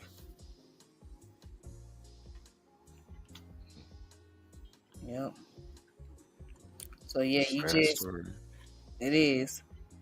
It is. We don't have a lot of resources like that in our communities. Um, to where we can get proper care. So, and even you gotta watch out for these so-called free clinics. Um, sometimes I mean they come with benefits, but at the same time, they may not give you the proper resources that you need. You know what I'm saying? They may not give you the proper care. So it seems like the best hospital to go to is the ones that's way out in the suburbs, the ones that are very expensive. But I feel we should educate ourselves. Bottom line, period. yeah, If we keep on looking for stuff outside ourselves, we'll never get it. You will never get it. I If you think end that up, the if you men need to step up and be there, because I think it's one thing when you have just your mom there or you're there by yourself like I was. But if I had like wow, even if you have like a man there, they not fixing to try to pull all this BS. I think that when you actually can show, what I'm saying, the man being there and being concerned. I mean, I think that's a big difference. It makes a huge difference in that situation. So yeah. Well, in the second video, the woman who had the baby in Indiana, her husband was there, and he was trying to get them to like hurry up and put her in the emergency room, but they just basically told her that she was not a certain centimeter and she had to go back home. So he was trying to rush her to another hospital, but by then she had the baby, but he was able to get her to another location though. But yeah, she had the right, baby that's out where there. that male, because when you're going through labor, you're not able to think, you know. Mm-hmm. And she was able to hold her composure, and she wasn't screaming and everything like the other lady was. But I think that that's also a part of, like, that calming spirit. So these men need to be there when they. I don't care if you're with the woman or not. Be there during your child's birth, Exactly. whether that's you in, know it or not. it's very that's very important.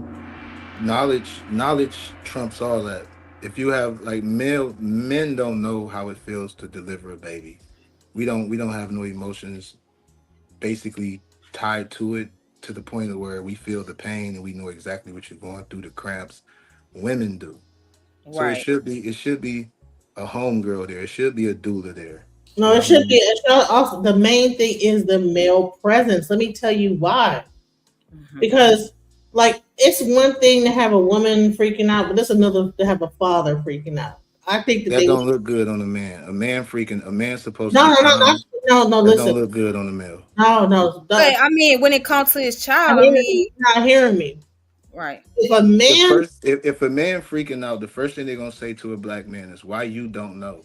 You're angry at us because we're not using our expertise. We sat down and we learned. How come you don't know? You had so sex is with that this what you've lady." experienced, or what are you saying? No, that's just the fact of the matter. We should actually know what's going on. Our kitchens is our hospitals. We should know what's going on. We actually are committing to having sex. We What I'm, actually what are going out on dates. I'm about in a situation where it's biased, they're already thinking that you're a single mammy with 6 kids. You know what I'm saying? It's your 15th. You know what I'm saying? Right, that part. So when the man is there and as a father figure, they are going to treat you a hell of a lot different. I mean, I don't think you should. I think that you should probably try to do something more natural and probably do a doula and do the doula birth anyway. But if you have to go to a hospital, you need to make sure that you have a male presence there, whether it's your father, your brother, some male thing, because they it's a big difference in hearing the mom be frantic or your mother be frantic or hearing a whole grown man like say Right. was I get it because I was there for like my daughter being born here, and I uh, put people out the room. It was too many people in there. I said, "You gotta go. You gotta go." It's way too many people in here with her spread eagle, and they had interns in there trying to learn. And all. No, we just ain't the time for that. My daughter's coming. We need people out here who know what they doing. Give me 3 people in here. So you absolutely right. I've been there when my children was conceived, so I get it. However, it's still an underlying factor of a black man. When we somewhere and we even if we speaking up right, we always thinking about these 3 numbers, and it's called 911. And that equalizes a black man for even speaking up for what's right. So that's always in the back of our mind as men when we show up to a hospital or any place. We feel more control up under our houses where we pay rent at and all that. So to bring it to the house is more, you know what I mean, more of a conscious decision to us to start having babies at home so the brother can be there, so the father can be there. We don't have to deal with someone who's malpracticing. They are not professionals, they are not experts. They are practicing medicine on us and we expecting them to get it right every time. They are human beings. They choosing to learn about the body just like we should because we're walking around in them. So, and it's just as simple as that, you know. here's a question though, Connie. So how much does it cost to hire a doula? Do you know? It costs about an hour a day to sit down and actually read and learn about the body. Like we keep deflecting on us actually learning and putting it on other people outside of ourselves. That's what I don't want to do. That's not the conversation I want to have. I want to have the accountability. Can we account how many abilities we have to actually get this done ourselves? I think you're missing my point. You I know, hear you loud and clear, Queen. there's a certain aspect of having a child that is very about medical So situation. can I ask you a question? Doula would know when Can, when it's a distress situation to where you need to go to a hospital. A doula would know. So unless there's more male doulas, if he's a just because you know how to deliver a child does not mean that you know when that child might be in distress, when that child might be breached, when you have to go to actual hospital because there are certain signs that the woman is in That distress. So part. it's not That just a part. matter of that. Oh, we just need to just start having our children at home more. Well, there's like birth is listen. This is a life or death. Having a child is a life. You are at the brink of death. Exactly. So this is not something to just like do like on your bicycle, like I hey, get it. everybody. This is not something that you would trust somebody from another country to tell you about. This is something you would trust your auntie, your grandmother, and people in your family who have went through this before. And we gather all of this knowledge under one roof. The hospital only have the machines as you speaking upon. If I had any if my woman had any type of pregnancy complications, the way you've been talking on here, I would call on you for your expertise before I go to a doctor because I know you know a lot about the womb, the anatomy, because you're experienced. I'm not going to go trust no other culture or no other race. And then all they have is the equipment at the hospital, the love and the doula. The doula delivers the experience. The doctor just delivered the baby.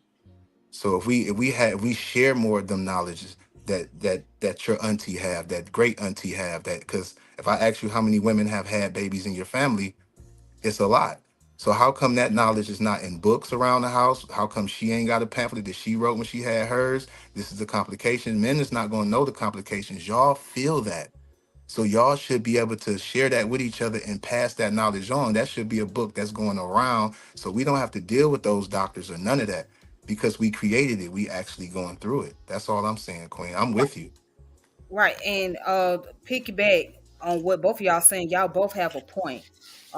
You have a point, brother, and the sister also have a point. Yes, it's necessary that we should have some form of doulas or midwives in our community.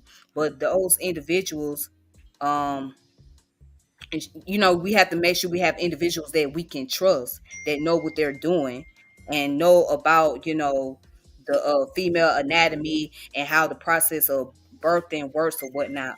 But also, if the doula tells you that where there's certain things that we can't do as far as like uh if there's a situation where there's a breech birth, or if a situation where There might be a serious complication to where the mother cannot deliver the child. Some things might be out the hands of the doula. That means that it might not be in that person's control. So the best thing to do is to maybe go to the doctor. Does that happen at the hospital too?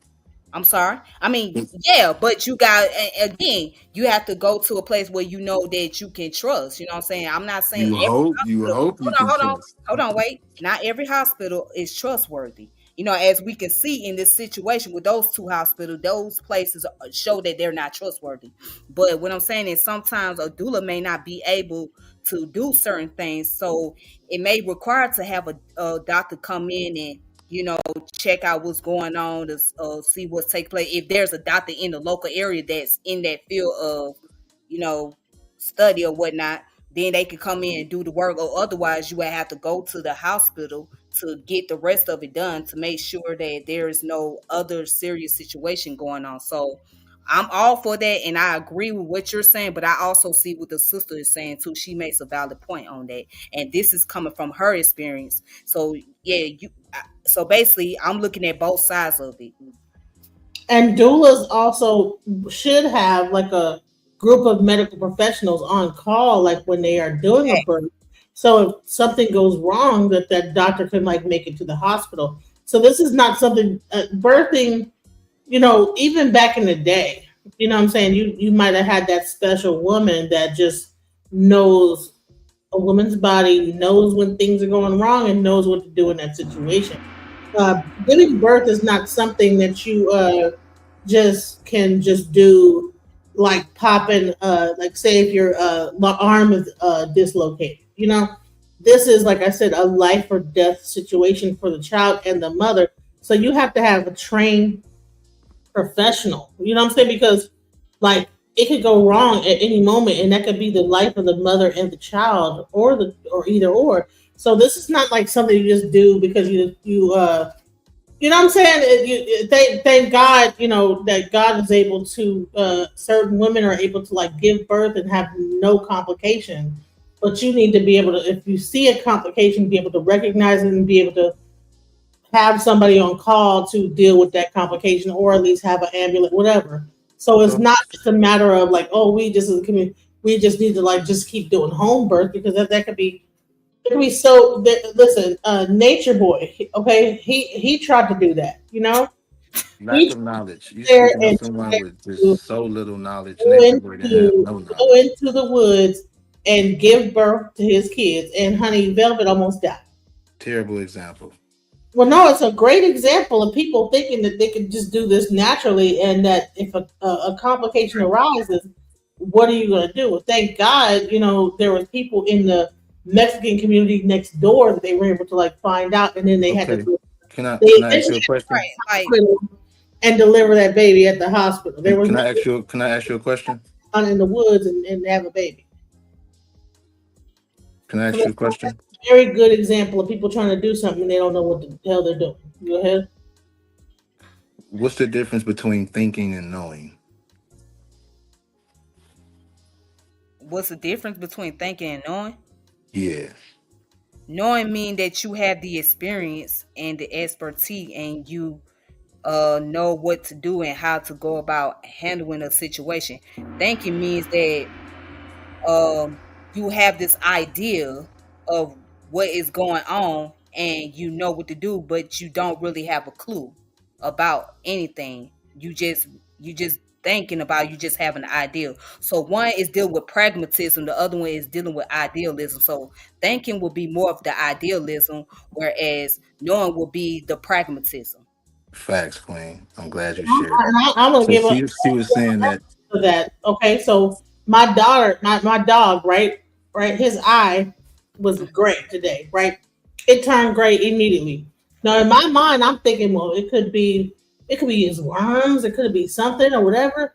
But I took him to the vet. The doctor that it deals with it all the time is like, no, he got like some trauma to her eye, and this is an ulcer, and this is how you deal with it. That's knowing versus thinking. Because I would have been like, is it parvo? Is it like some worms? Do I just gonna give them antibiotics? It's like, no, this is what you got to do. like So, take. Nature Boy was over there thinking he can do it, and some people over there that knew they could, they did it. So, however, in hindsight, if those people over there was a part of Nature Boy, we wouldn't be having this discussion. It's lack of knowledge. When you run out of knowledge, you're going to reach out for help. Everybody that we're reaching out to, as far as these doctors in the hospital, they sit down and they read books of people, just like I said. Auntie Poster wrote it down, great grandmother write it down, y'all write down y'all experience, and people go through these books. It's called malpractice. Nobody is a professional at this. Things can go wrong at home and things can go wrong at the doctor. So people don't want things to go home wrong at home because is someone you can actually blame it on. Like, okay, or you can just say, God didn't want this to happen, however the case may be. When it happens at the hospital, you can say they did this, they did that, they did the other. Well, if you have a doula or a doctor, they're probably like have given birth several times. They know what to look for. They know what cues to like say, okay, this person is a little bit more distressed than normal. They know how to feel for the baby and know that okay, the baby is breech. So this is not just a thing that you just would do willy nilly. This is like I said, childbirth is life or death. And then also going back to what the sister stated, brother, about the high blood pressure and diabetes. Like there's women that can get diabetes while they're pregnant. As a matter of fact, there's a term for it. I'm looking through this book right now, but there's a term for it. Gestational diabetes. What's it called? Gestational diabetes. Yes, yeah, gestational diabetes. Yeah, so yeah, that can happen. So let's just say that woman going through the process of giving birth and her blood sugar goes up, right? Or even like when she deal with high blood pressure, right? If she already had high blood pressure prior to her pregnancy, and let's say her blood pressure goes all the way up and she goes into a coma or she passes out, whatever, then what can't you really do that? That's when you need to have that professional around to be able to try to bring her back to life or try to give some type of medicine or something to so that way she can continue with the process. So you have to look at those things too. You know what I'm saying? So if there's a situation that comes about where she got a serious medical issue such as diabetes, high blood pressure, or anything like that, and nobody knows what to do in that case where she passes out, then that's where the professional got to come in.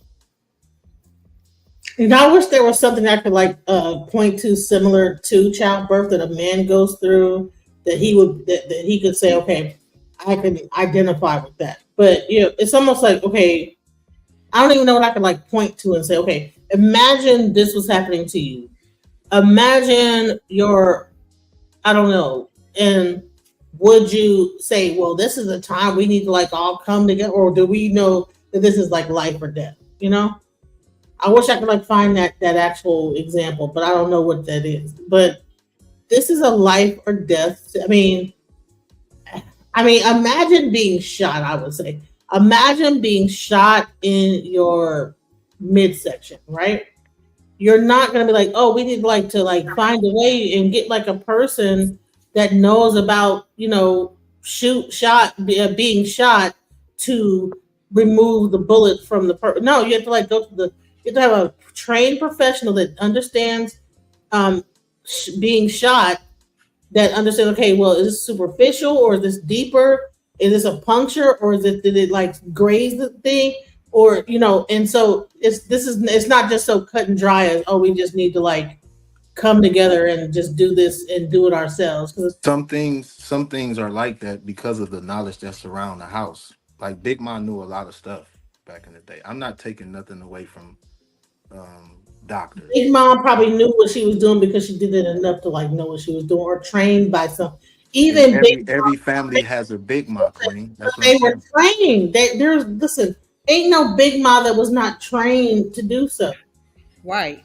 Why do we think that because it's Big Mom that she just inherently So knew how what? to do So it? that's what There was I'm. Big Mom, there was You, Super Big Mom that taught Big Mom how to do it. you're That's making my Big Mom point. probably was a You're nurse. making my point. Why did it stop? You're making my point. Why did it stop? Someone taught. It was passed down.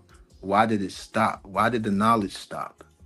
because with the pharmaceutical and like the medical industry, Oh, what whoa, happened? whoa, whoa, whoa, whoa, whoa, whoa! Oh, that ain't got nothing to do with the house. Hold on, Pharmaceutical let her man. answer the question, brother. She left the crib though. Go ahead. What was you saying, sister? So what I'm trying to explain to you is that okay, I practice E5, right? So I You practice said you practice what? I didn't hear you. E5. E5. I'm not familiar with that. Okay, It's so African spirituality. so at the end of the day, like you had people that practiced healing modalities. You had women nurses that were at the pinnacle of healing. But what happened is with the society the way it is that they realized that you know what? No, we need like to put a man at the top of this, and then the man became the doctor. So then, therefore, the doctor, because now it's not about just the woman being in control of medicine. Now the doctor is in control of it, and that's where you get the pharmaceuticals and this and the other. Most people that were healers used herbs and this, that, the other. But what happened is that they wanted to make money off of it. And so now you have a doctor that's not even doing the majority of the work. The nurses do all the work. The doctor comes in, takes your pulse, and leaves out the room. And he charges you like exorbitant amount of money. Meanwhile, the nurses are there that do all the work and sits with the patient the entire time. The doctor comes in and out and goes from room to room and just gives diagnosis and then prescribes medicine. Why can't a nurse do the same thing? Why? Because they found a way to capitalize off of medicine, and that's all it really boils down to. So it's Yeah, the and knowledge. this The is the game knowledge. of capitalism. So the knowledge got stopped because of capitalism. So the question was, why did the knowledge stop getting passed down amongst the queens from Big Mom to the next generation to the Well, next? the question is, Big Mom, more than likely, Big Mom, more than likely. Oh, you got a troll, A1. My Oh, I bad. do. Yeah, you got a In the troll. chat. Yeah, in the chat. My bad. But And Gotcha. that's on my side, but yeah, you can delete that person. yeah. But yeah, more than likely, Big Mom was a nurse. Either she was a nurse or she was a midwife.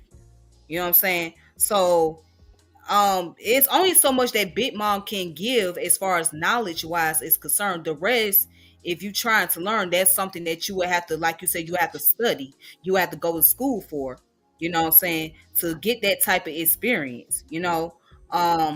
Now I'm not against doula. I'm not against what you're saying, brother, because that's very necessary. Yes, we need at home births, right? We need a birth center where, you know, women can go and have a midwife there without necessarily have to deal with a doctor per se. But at the same time, you need a professional on the side just in case something go wrong.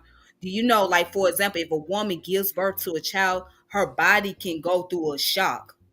Like her body goes through a shock, like where she just starts shaking uncontrollably. Yeah, So yeah, you would need that doctor there to like. all the baby shakes. It happens every time. Once you get, because your body goes through that whole thing. Once the baby is delivered, your Mhm. body goes to like convulse. Yes, yeah.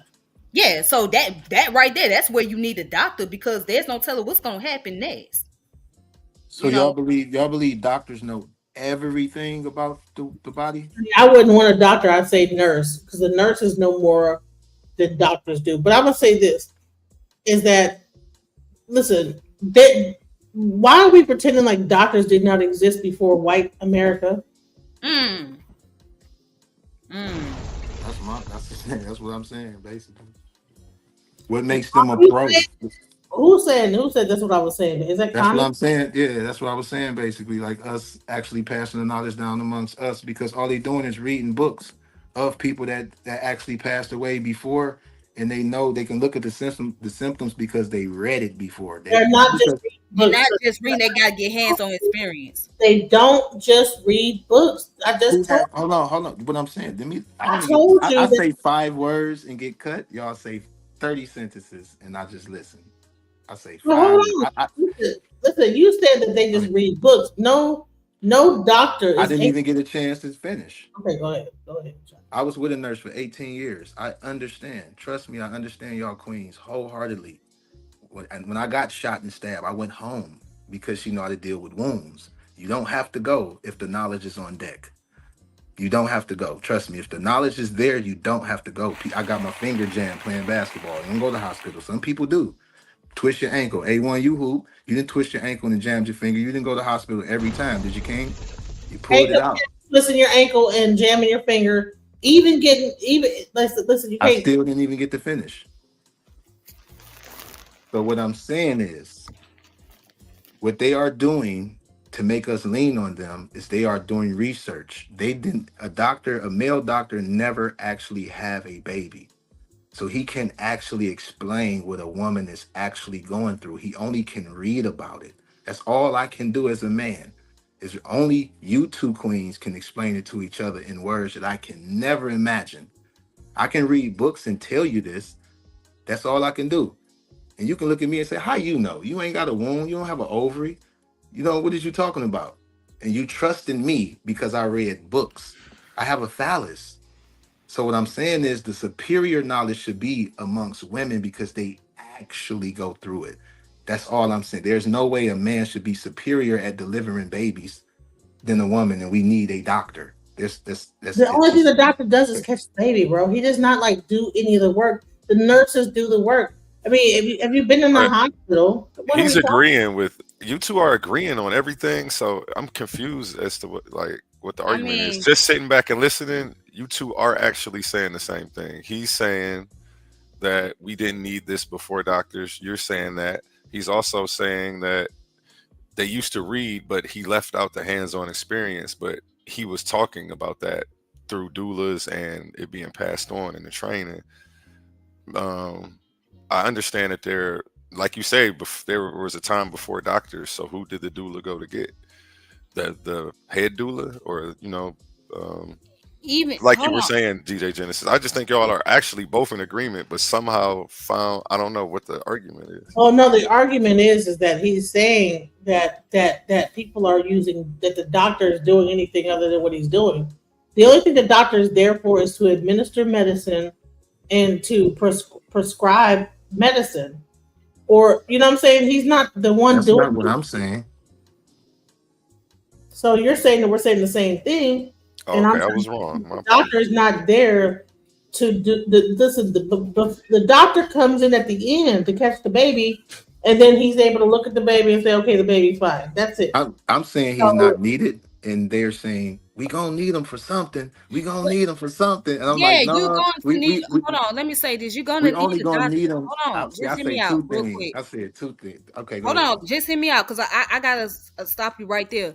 Yes, there's gonna be time where you're gonna need a doctor or a nurse because, just like we mentioned, in case something goes wrong with the mother, let's say if she has high blood pressure, right, and I her get blood it. pressure In is case so of high. lack of knowledge hit the room, we're No, gonna you need you somebody still with gonna more need. Hold knowledge. on, you still gonna need somebody's professional there because With more if knowledge. Nobody is professional at this. It's malpractice, Queen. but Nobody listen. but you It can gotta go. have It can, hand you on can go experience. get You that got person, and to it have can go hand on wrong. experience with this. You just can't have somebody. You just How can't many have men? somebody How many there. men deliver babies? How many men have actually had babies? But No, that's the no, point no, where I it's think not you about two are men having arguing baby. past You each still other gotta have. because I think hands-on experience can come with. I mean, before women had hands-on experiences and it was passed down through the ages. I'm not sure if with the nature boy experience, the people he went to that were Mexicans Right. were maybe they were some people who lived in a tribe that had the experience. It doesn't. He's saying the experience can be had without a doctor, but you guys are saying no. At some What point, you're makes going to y'all need a think that there doctor, was no doctor in ancient time periods? There and was it doctors was during ancient time periods. They may not use the term doctor like we use it today, or they may not use the modern medicines that we use today, but they had doctors in ancient time periods. And again, I'm quite sure they didn't just trust any old Joe come around and just deliver a baby or something. No, you got to have hands-on experience. And like the sister said, this is a life or death situation. So that means you have to be very careful. And you have to be very mindful. You have to be able to like pay attention to what's going on, because if something goes wrong, then that can cost the life of the baby and the mother at the same time. So So let certain me. things that you may not be able to know, that a doctor knows, that a nurses know. So yeah, just because you might read something doesn't mean that you may have the full knowledge of everything. You just have enough knowledge to know how to go by the process of being able to deliver a child. But if something go wrong as far as like a medical situation, a serious medical situation, to where that the mother's blood pressure is up or the mother's sugar level is Now, high, even or deeper, let's say she has an even effect on her deeper, kidneys or something. Yeah. even deeper, right? So Can I you're ask in, a question though? you're I in, mean, you're after in, you. hold on, you're in like a room, right? You're giving birth to a child. The baby gets stuck in the birth canal. Who cuts the person open? The nurse or the doctor? Mm. Or what happens is, because here the nurses actually help the doctor because the doctor has a certain level of knowledge, just like you have an anesthesiologist. So the nurse does not administer anesthesia. There's a certain person for each aspect of the medical field, right? That's for capitalism. So, well, That's for capitalism. He is can do it the for same thing. capitalism, or is it because, okay, a person that administers Create drugs? more jobs to get more money. That's yeah. Okay. No, a doctor cannot be there to administer the drugs, deliver the baby, make sure that So all before other, these roles was administrated, who did it? If we go there back was to the no, there beginning of was time, okay then. So there they was no made these there roles. was no epidural, there was no anesthesia. You would just, if you didn't do it right, the baby died. You and And, the mom. and So shout the out my babies did homegirl Nisha. I know she's at work at the hospital right now, Right. commenting on this, and she says things go wrong with doctors and nurses all the time. It isn't just about the the license. I'm license. sure That's all she's I'm trying to saying. say, and I understand. Like I Thank see you. where you guys are arguing past each other. I think Connie Son's point is, let's say the doctors do have the experience or expertise that you women are looking for and say is needed. How do we get that experience and expertise back to the black community so we don't have to You gonna have to rely go on to the white school. supremacist people You gonna and have to things go to of that school nature? for it. You're gonna have to go to school for it. I mean, that's how you're gonna get the expertise. You're gonna have to go to school I for beg it, to and differ for that. I beg to differ for that too. yeah, you're gonna have to go to school nowadays. You have to. How do You you have do to. a C-section? Yes. Information. How do you, Info. how okay, listen. Go ahead. Ask the question so I can answer. Go ahead, Queen. All right. So just information. So you can, like, you don't have to, like, have any practical knowledge on how to cut open a person's womb and Yes. deliver the baby without infecting the person afterwards. There's a whole people that all they do is study how to cut open a person. That's what an obstetrician is, like, not a certain a level of a gynecology. Those people not only just know how to deliver a baby in very stressful times. A nurse could be a prenatal nurse. They know certain aspects of the delivery process. Ooh, you cut out DJ Genesis, Oh, okay. but your But mic yeah, isn't yeah, but muted, so she must have lost service or It something. turned from a question to a statement. I thought it was a question. but yeah, getting back to her point, she does have a point. Like, let's say if there's a situation where a C-section is needed, somebody got to know how to be able know to where you got to cut at, because you got to be able to find the baby. Where the baby head is at. You got to make sure that you carefully cut into, what I'm saying, the stomach, so that way you won't cut into the flesh of the baby's head. So how do they And learn how to then, do this, Tiff? huh? How do they learn how to do this? Where do they go to learn how to do this? They had to go to school. You got to go to school. You got to get some Hold training. on. So schools supply you human beings to cut on to You got to practice get this. hands-on training. It's No, like you have to have hands-on listen to. I training. hear You you. can't just You're going to get hands on training. It's dummies out here. You got dummies you can work on out here.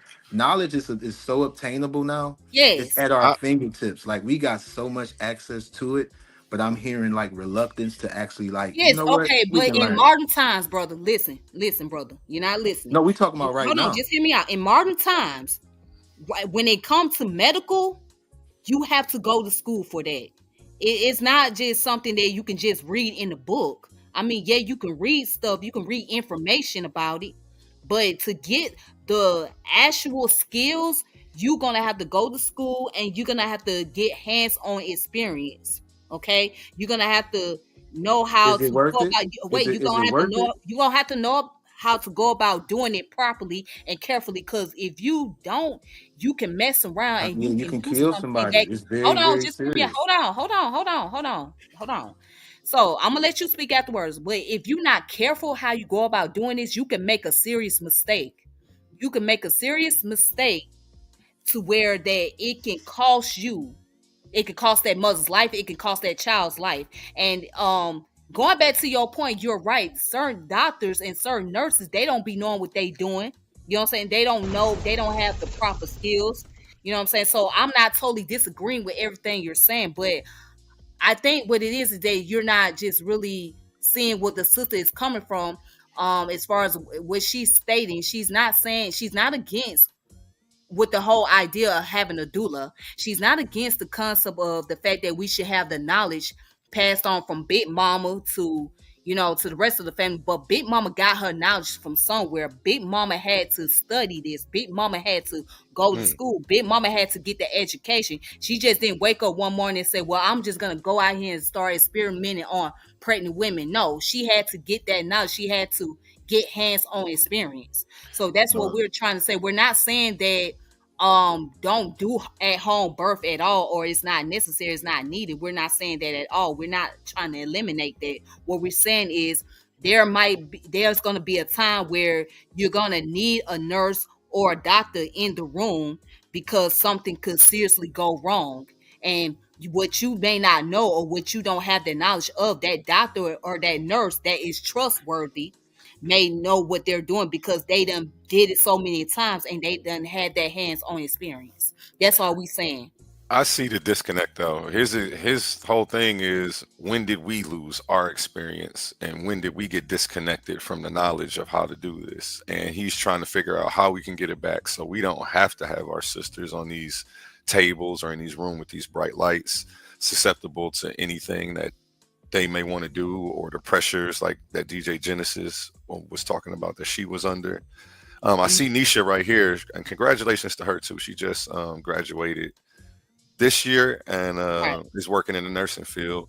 She says you would be surprised how many people don't have hands-on experience until they work on your sister. And like I say, she's in the hospital right now. She says the entire point.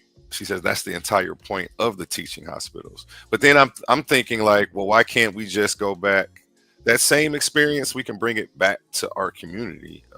It's not like they have a monopoly on the knowledge and the expertise or the experience. Okay, and let me ask you this, A1. What makes you think that some of the people are not going back and teaching the community about these things? What makes you think that? What makes you think that? It's not that I don't. It was just the argument was like, that's not what we want to do. You need a doctor and you have to have one. Like that's what was being portrayed to Connie's son, and that's what he was arguing back against. I mean, in certain situations, yes, that's where the doctor and nurses are going to be needed, you know, because something could It's like working on a car. I don't work on cars, but I know a little bit about it. So when I run into a problem, I will go get a guy because I ran out of knowledge. I'm going to get somebody with a little bit more knowledge about the car to finish it off.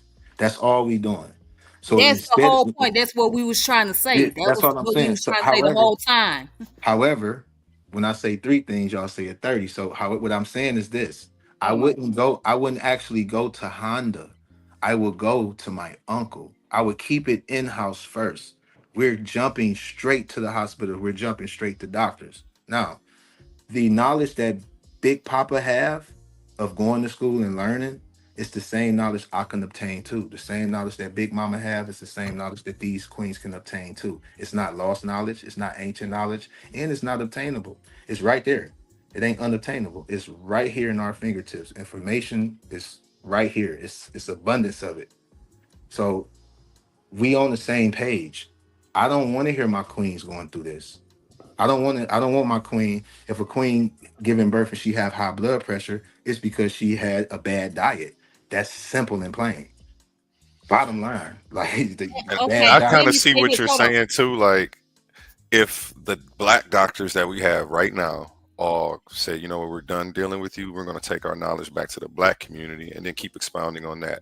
And those doctors had people standing behind them. Because that's the only hands-on experience most of these people have is standing in there while you're giving birth. Like when Connie's son was saying he kicked people out the room. like he stripped them of the experience that they have, because all they have is the books, and then seeing somebody else do it. I mean, there's levels of learning, first reading, Right.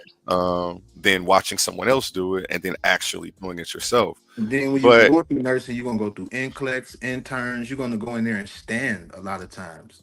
I was my girl practice dummy. She put her first IVs in me to draw blood and all that. I was the guy at the house. She didn't have to go to work and actually do that. So she got all her jitteries and her nervousness out at the house. So she went there being a top tier nurse because she worked on it at home. She didn't have to go be nervous poking a stranger. That died. Sorry about that. yeah, I But figured. my question is that what is a surgeon? Is a surgeon a doctor or a nurse?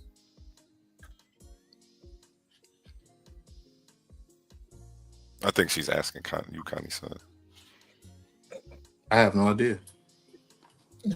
Most Say a surgeons, doctor. the doctor, right? And that doctor gets taught and specializes because just like okay, so in EFA, right? You have people that are general practitioners of like healing, and then you have people that specialize, right? So all this stuff is really based in African tradition. You have a person that can generally tell you what's going on and generally deal with the problem. Then you have a specialist. So an anesthesiologist is a specialist, like okay, Osine. Osine is a person that knows herbs, right? So that's a specialized thing. A person that can cut a person open and not kill them, that's a specialty. You know what I'm saying? To be able to operate on a person, that's a specialty. To be able to pull a baby out if they get stuck, that's a person that studied that specialty. Now, nurses a lot of times might be have a specialty in operating room and this, that, the other, but for the most part, majority of nurses they are generalized. They can do anything within all aspects of medical, right?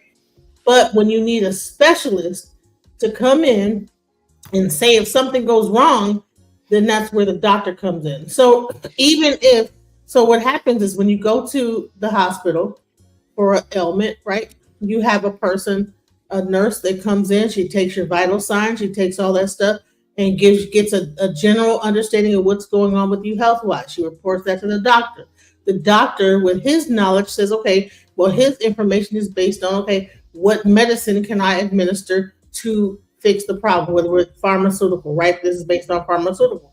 And then you go to a specialist to actually deal if there's a actual deeper issue that needs to be honed in on and focused on. So if I'm going into the hospital with chest pains, I initially go, the nurse takes my vitals, gets the general understanding of my health, and then she reports that to the doctor. The doctor hones in on what the problem is, and then the specialist deals with the problem.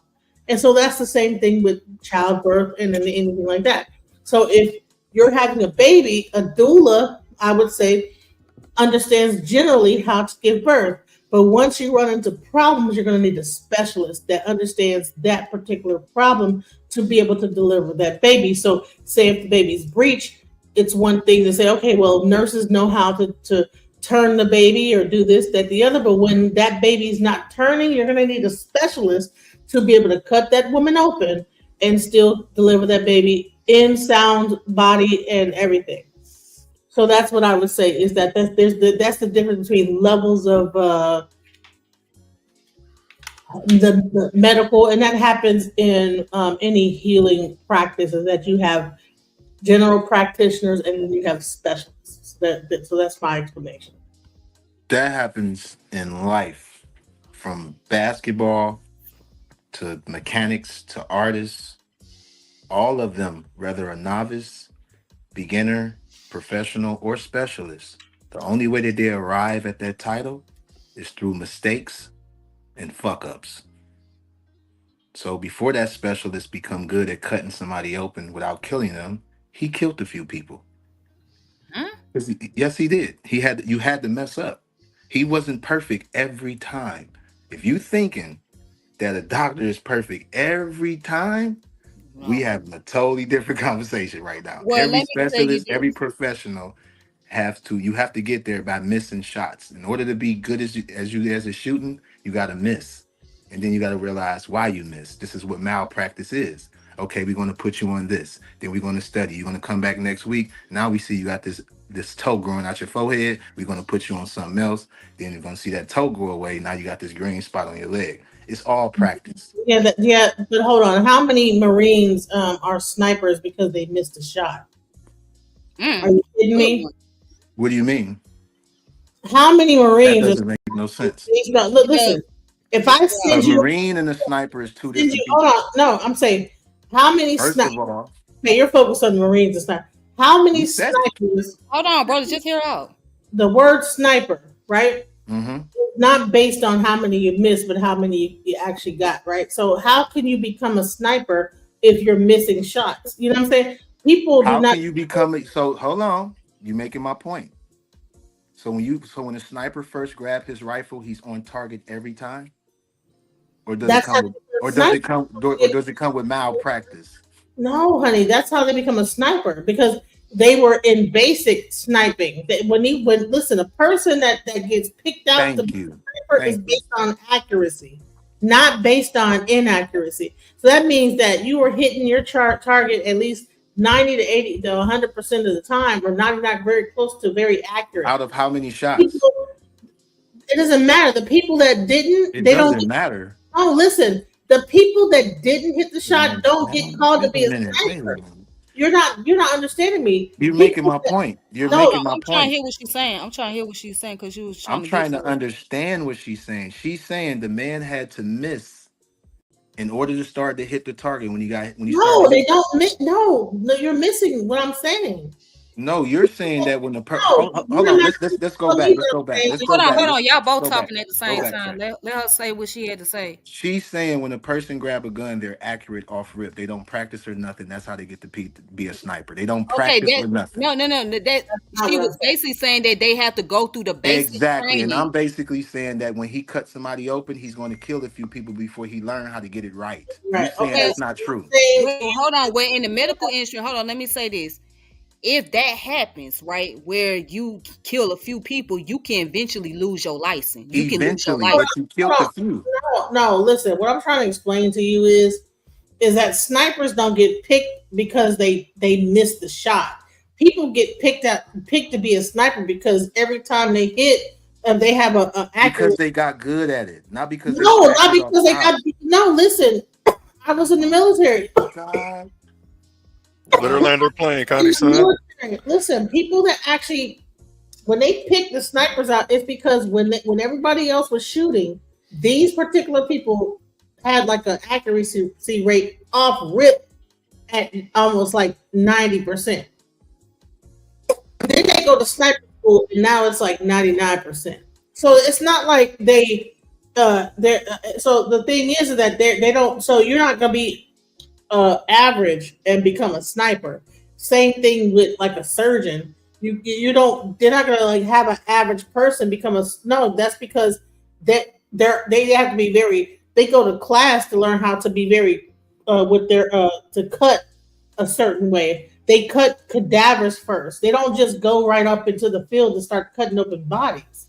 They go and they cut dead bodies open first, and then they have to see who like got the smoothest hand, and then okay, those people pass the grade. They don't just pass people off and say, "Oh well, when you get done killing people, then we're gonna like then you're a surgeon." No, like no, you don't start practicing on actual patients. Like we don't start shooting if you're a sniper on real people. You actually shoot at the range and based on what how many times you hit the target makes you a sniper. You don't just go out and just go into the field and they give you an assignment and say this is the person you need to hit first because that would be crazy. So that doesn't make any sense what you said. Y'all ready now? Thank you for making my point, Queen. You said that everything in a circle, you brought it right back around. I appreciate you. Hey.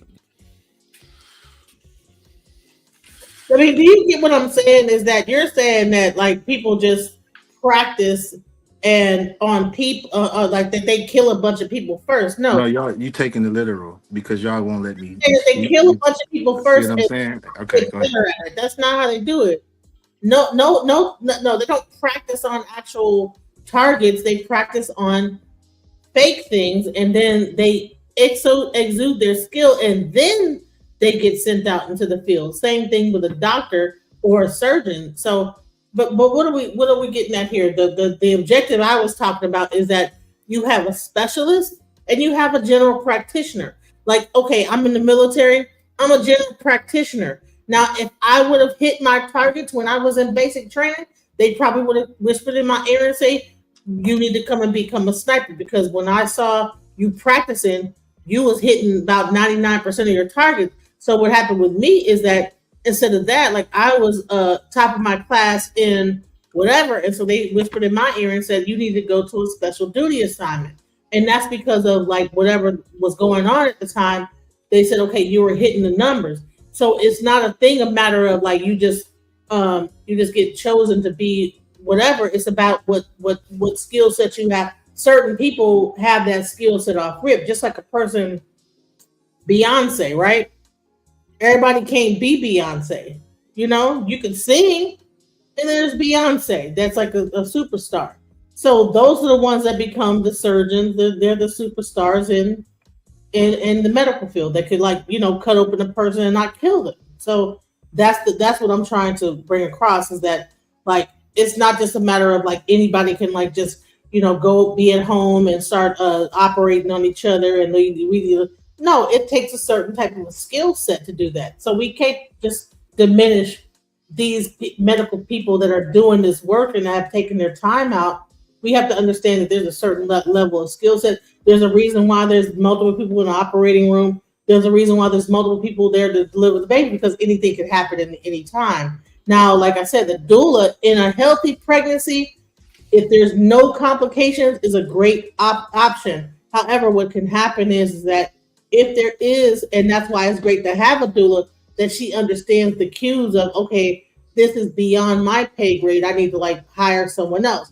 Now, just say, okay, big mama, she might know the same thing. She might be like a natural doula. But to say that just anybody could do that, no, this is a life or death situation. You need to have a very keen eyes on what's going on, because anything can happen. A person's blood pressure can go up, and if you don't understand what to look for, you won't even know what's happening, because blood pressure is silent, so you don't even know. That silent killer.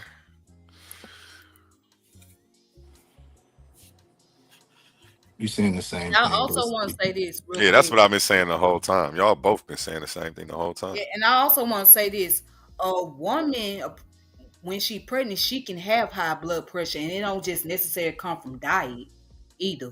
But yeah, she can end up with high blood pressure while she pregnant.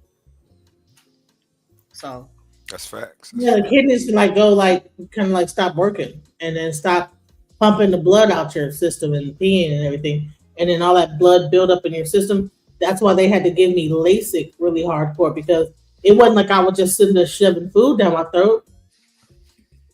It's just like the my kidneys was like, man, bump this. You know what I'm saying? Because pregnancy is very hard on the body.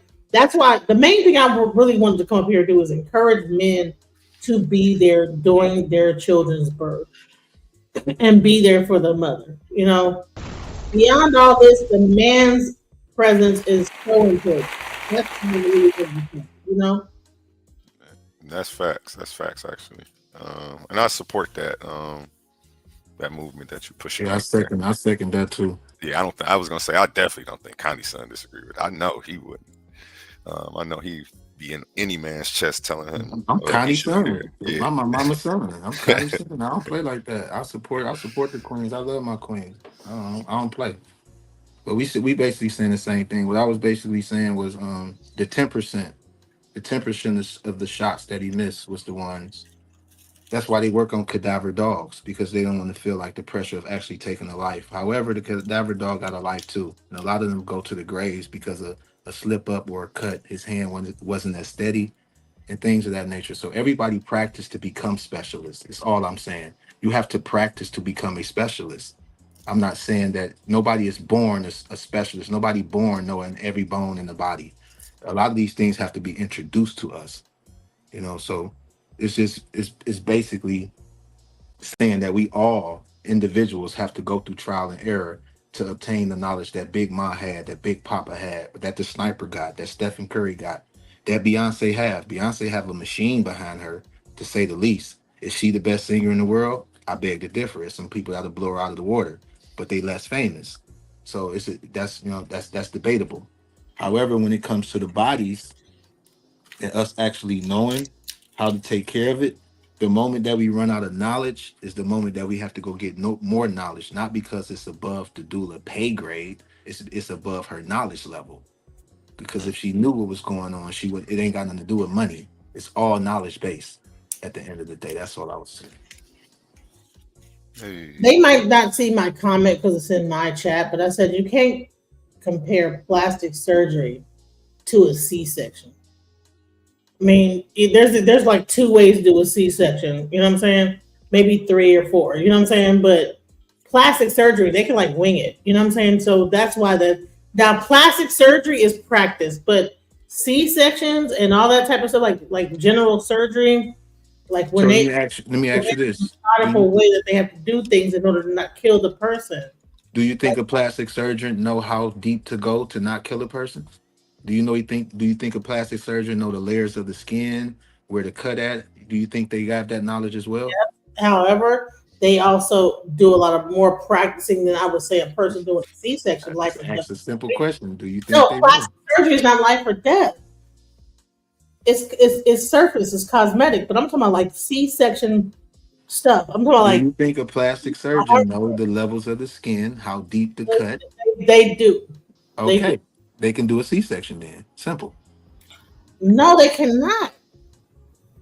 Hey, sister, I just want to say that you said that plastic surgery can be like the devil. In some situation, it can be.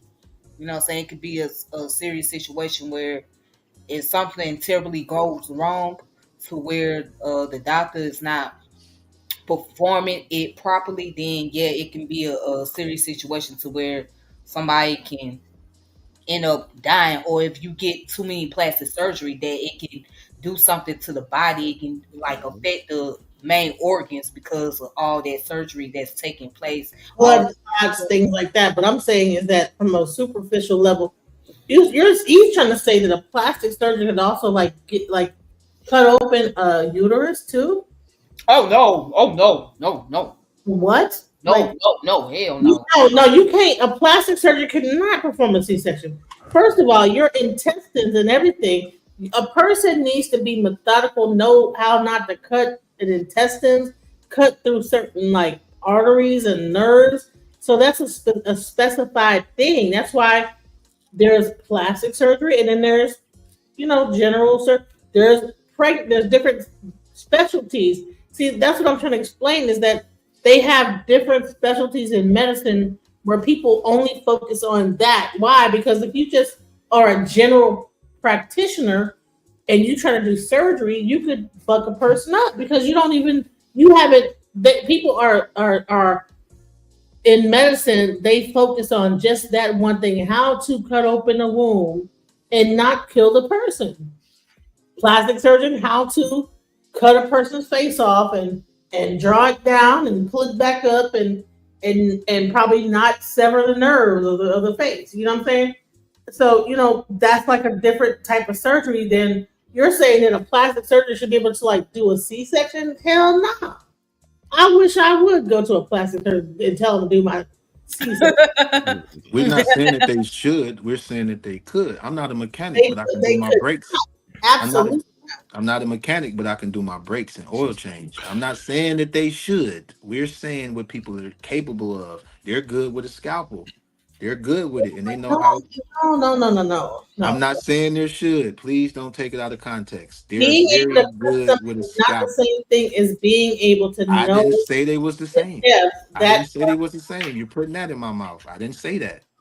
I didn't say none of that. Okay, I'm gonna stop.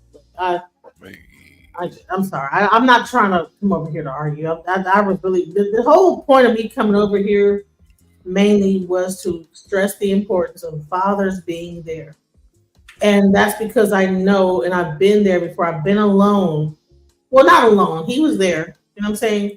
But when everybody said, "Hey, come on, let's go," the baby was born.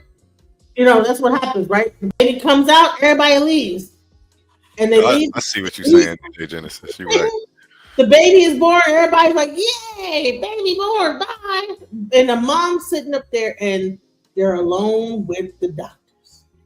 I'm so sorry you had to go through that. I made sure I stayed. I made sure my baby didn't leave the room. I stayed the whole 3 days. I made sure he didn't poke him with nothing. Don't bring none of them syringes in here. We didn't even sign. I didn't let the mother of my child sign birth certificates or nothing until we got home because of the mental stress. They be trying to shove that paperwork in on you. I'm trying to tell you, that was my option. Yes. And you'll be up there on all type of meds, medications and everything, and they'll be shoving all type of paper. Okay, we get your placenta, we get this, sign this. Nope, the placenta came home with us in the cooler, all of that. We ain't let them take none of that. Like, They will absolutely right. have all type of shit. I wouldn't be surprised if they had the devil come in and say, sign part of Satan's fucking order. You know, whatever. You know what I'm saying? They had you doing all type of wild stuff, signing stuff, and being labored. Shout out Nisha Shiraz. She says, "You take anyone board certified in an emergency."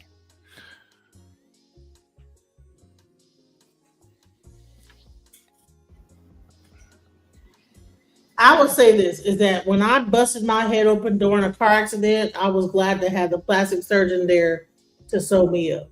You know, not just a general practitioner, because that plastic surgeon, if you see this thing on my head right now, it don't got no keloids in it. He knew how to sew it up from the inside and do some kind of butterfly stitch, whatever. And sometimes you can't even tell unless you look real close. I had my whole head was just cracked open. You know what I'm saying? He was able to pull that whole thing together, and so now for that, yes, plastic surgeon all the way. I would not just want anybody to sew that up. Point made, point taken. Shout out to that surgeon. I feel you on that. Definitely. And you know what? That's a wrap, family. What a conversation today. Huge love and gratitude to Connie's son, to Tiffany today for coming back for episode 3 of her show, and DJ Genesis for bringing their wisdom, their energy, and their truth to the panel. We covered culture, health, wellness, identity, and everything in between. And you already know when Connie's son or these two brilliant women speak, they always leave the room better than they found it.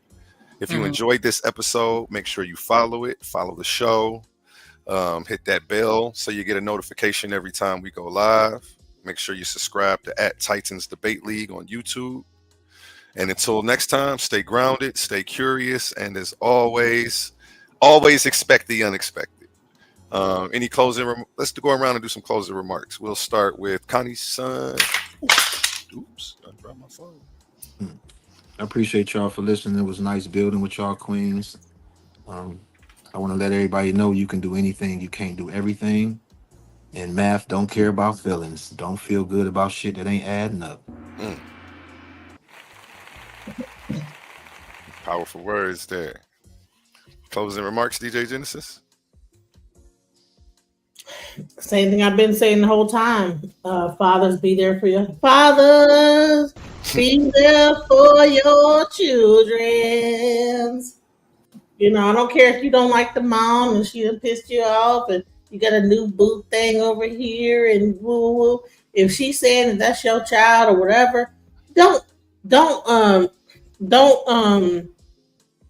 because you know what, that trauma, you might not be dealing with it right now, but later on in life, because trauma doesn't leave unless you know how to remove it. You know, when I was doing stuff with my godmother, she's like a shaman. You know, she was able to remove, you know, because I was going through like anger or like she knows how to remove things from the body. And she did like a whole like neuro-linguistic programming that like took me back into the first time I felt pain. and I saw myself inside the womb. Pain, like, Sorry about that. hey, Apologies. Sorry. Go ahead. going some side interview. I'm just joking. No, I was trying to load it for No, I'm saying, after. Sorry like, about pain, pain, and any emotion that you have in your body, right? It stores you know, if you like ever felt sad, it goes inside your body at some point. And the thing is that, you know, that trauma, unless you know how to remove it, it stays with you the rest of your life. And that's why even now we react to something certain ways. Like there might have been a time where you skinned your knee and you felt angry about that, right? And so when a person is yelling at you, or you feel mad, it reminds you of when you skinned your knee. And so you feel that pain in your knee, and then you get to lashing out. So the bottom line is all this stuff is relative. And so therefore, like, if you have a child come into this world, you need to be there to make sure that this child is not coming into a world in trauma, because you're going to deal with that in the future. When you try to say something and you trigger an emotion and they have to go through that emotion, all that stuff is connected. So that's what my main thing I wanted to like bring to the table. So. Powerful. Oh, okay. Also, I just wanted to say something. I appreciate the sister and the brother coming up here to dialogue. It was a great conversation, interaction. Thank you, A1, for having me up here. And I just want to say that I want to encourage our people to please get involved in studying STEM. Get involved in STEM. That deals with science, technology, engineering, mathematics. That's really it's very important. We need it because, you know, we use STEM throughout our entire lives. You know, we use some form of science, we use technology, we use engineering, and of course we use numbers, we use mathematics. So we need that. So I want to advocate that for our people. It's very important, you know what I mean? So just like you need the knowledge about holistic healing, that's very important, but you also need the knowledge about the medical field and how things go in the medical industry. Also, you need to have that knowledge about health and wellness, just overall in general. So I would encourage people to stay on top of that. Just continue to study, continue to educate yourselves. um Go to school. If you got the ambition and drive, whatever you want to major in, go to school for it. You know what I'm saying? Go to, I don't care if it's like a technical school, I don't care if it's a university. I encourage people to go to school to, you know, get certified, get their degrees. Um yeah, because we need more and more people that's involved in the STEM. We need more doctors. We need more nurses. We need more people that's engineers. We need more people that are physicists. We need a lot of that. So yeah, that's the only thing I really want to say. But overall, I appreciate this interaction. I'm glad that I brought this subject up because I wish that more and more of us can really talk about the importance of maternal health. And I wish I could expound a little bit on the concept of dealing with the postpartum depression. Because that's another thing that's very important to talk about. But yeah, you know, maternal health is very important, you know, because a lot of things that Black women or just women in general have to go through, like the things that we have to deal with our own bodies. You know what I'm saying? It's like it's a gift and it's a curse at the same time. But it's nature. You know what I'm saying? This is nature. So everything that we go through as women, from mental, emotion, and physical, you know, that's all part of nature. That's all part of our being. So it's important that we know, you know, what's going on with us as women. But it's also important, like the sister said, that the men be involved, especially during the childbirth, so he can be aware of what's taking place and what's happening. So that way he'll have the knowledge and he needs to know what's going on. But yeah, it's very important that we know about these type of subject matter. It's really important. I mean, stay on top of your health. Like, health is your wealth. You know what I'm saying? We have this thing of not going to doctor's appointment as much because we have a lack of trust of going to the doctors and not get that. And that is called atrophobia. Atrophobia means that the fear of going to doctors. However, you gotta stay on top of your doctor's appointment. You gotta go get the physical when it's necessary, you know, because you never know what's going on with you. You never know what's taking place with your body, you know. So it's important to go get that physical once a year. It's important to get that checkup every 6 months if you can.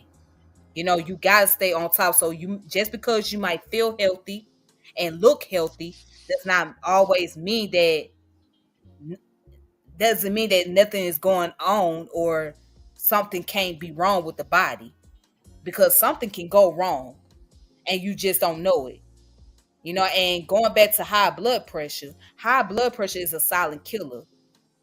You know what I'm saying? High blood pressure is a silent killer. I'm a person that's dealing with high blood pressure, so I have to take medication every day. But yeah, you have to stay on top of your health.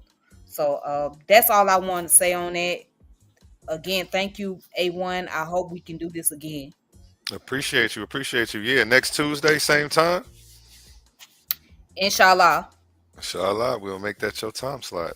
Tuesdays at 9, so they can know when to expect you. A lot of my followers are loving the content you're bringing, so you know we're definitely going to keep it coming for them. Appreciate all the Titan family who tuned in, and make sure you subscribe. The link is right there at Titans Debate League on all platforms. That's YouTube, TikTok, Instagram. That's where you can find me. And we're going to end out with a song from Connie's son, who actually was on the panel today with these two brilliant ladies that we had up here. And you guys, and my motto: treat your smile like your money, never let them steal it, and always remember to be you. And everybody have a blessed rest of the night.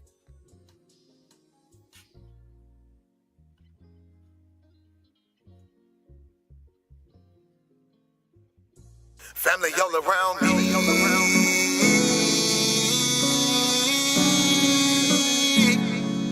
Family all around me. He my family, she my family. He my family, she my family. He my family, she my family. We are family. We might have the same last name, but that don't make you my family. I got some people with the same blood, and I know that they can't stand me. I got some people I call that ain't kin, that's gonna pull up and handle it. They take care of that business like family. We come from them trenches like family.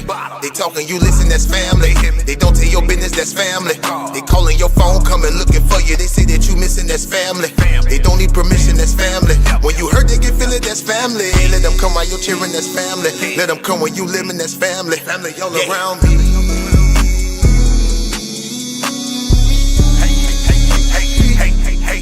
Family all around me. He my family, she my family. He my family, she my family. He my family, she my family. We are family all around me.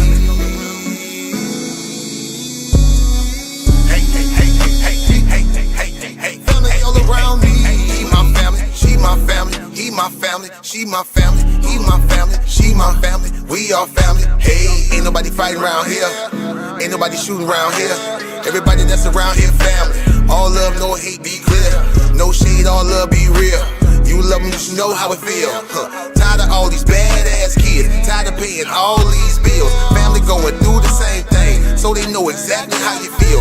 They supply a shoulder I can cry. I provide a place where they can heal. Leave my money out, they don't steal. Let them have it if it's for a bill. Soldier for me when they in the field. Only way I live. Family all around me.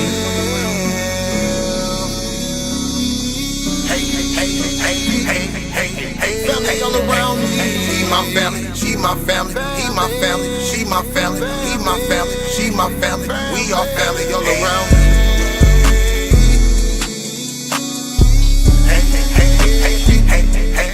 Family all around me. He my family, she my family. He my family, she my family. He my family, she my family. We are family. We might have the same last name, but that don't make you my my family. I got some people with the same blood, and I know that they can't stand me.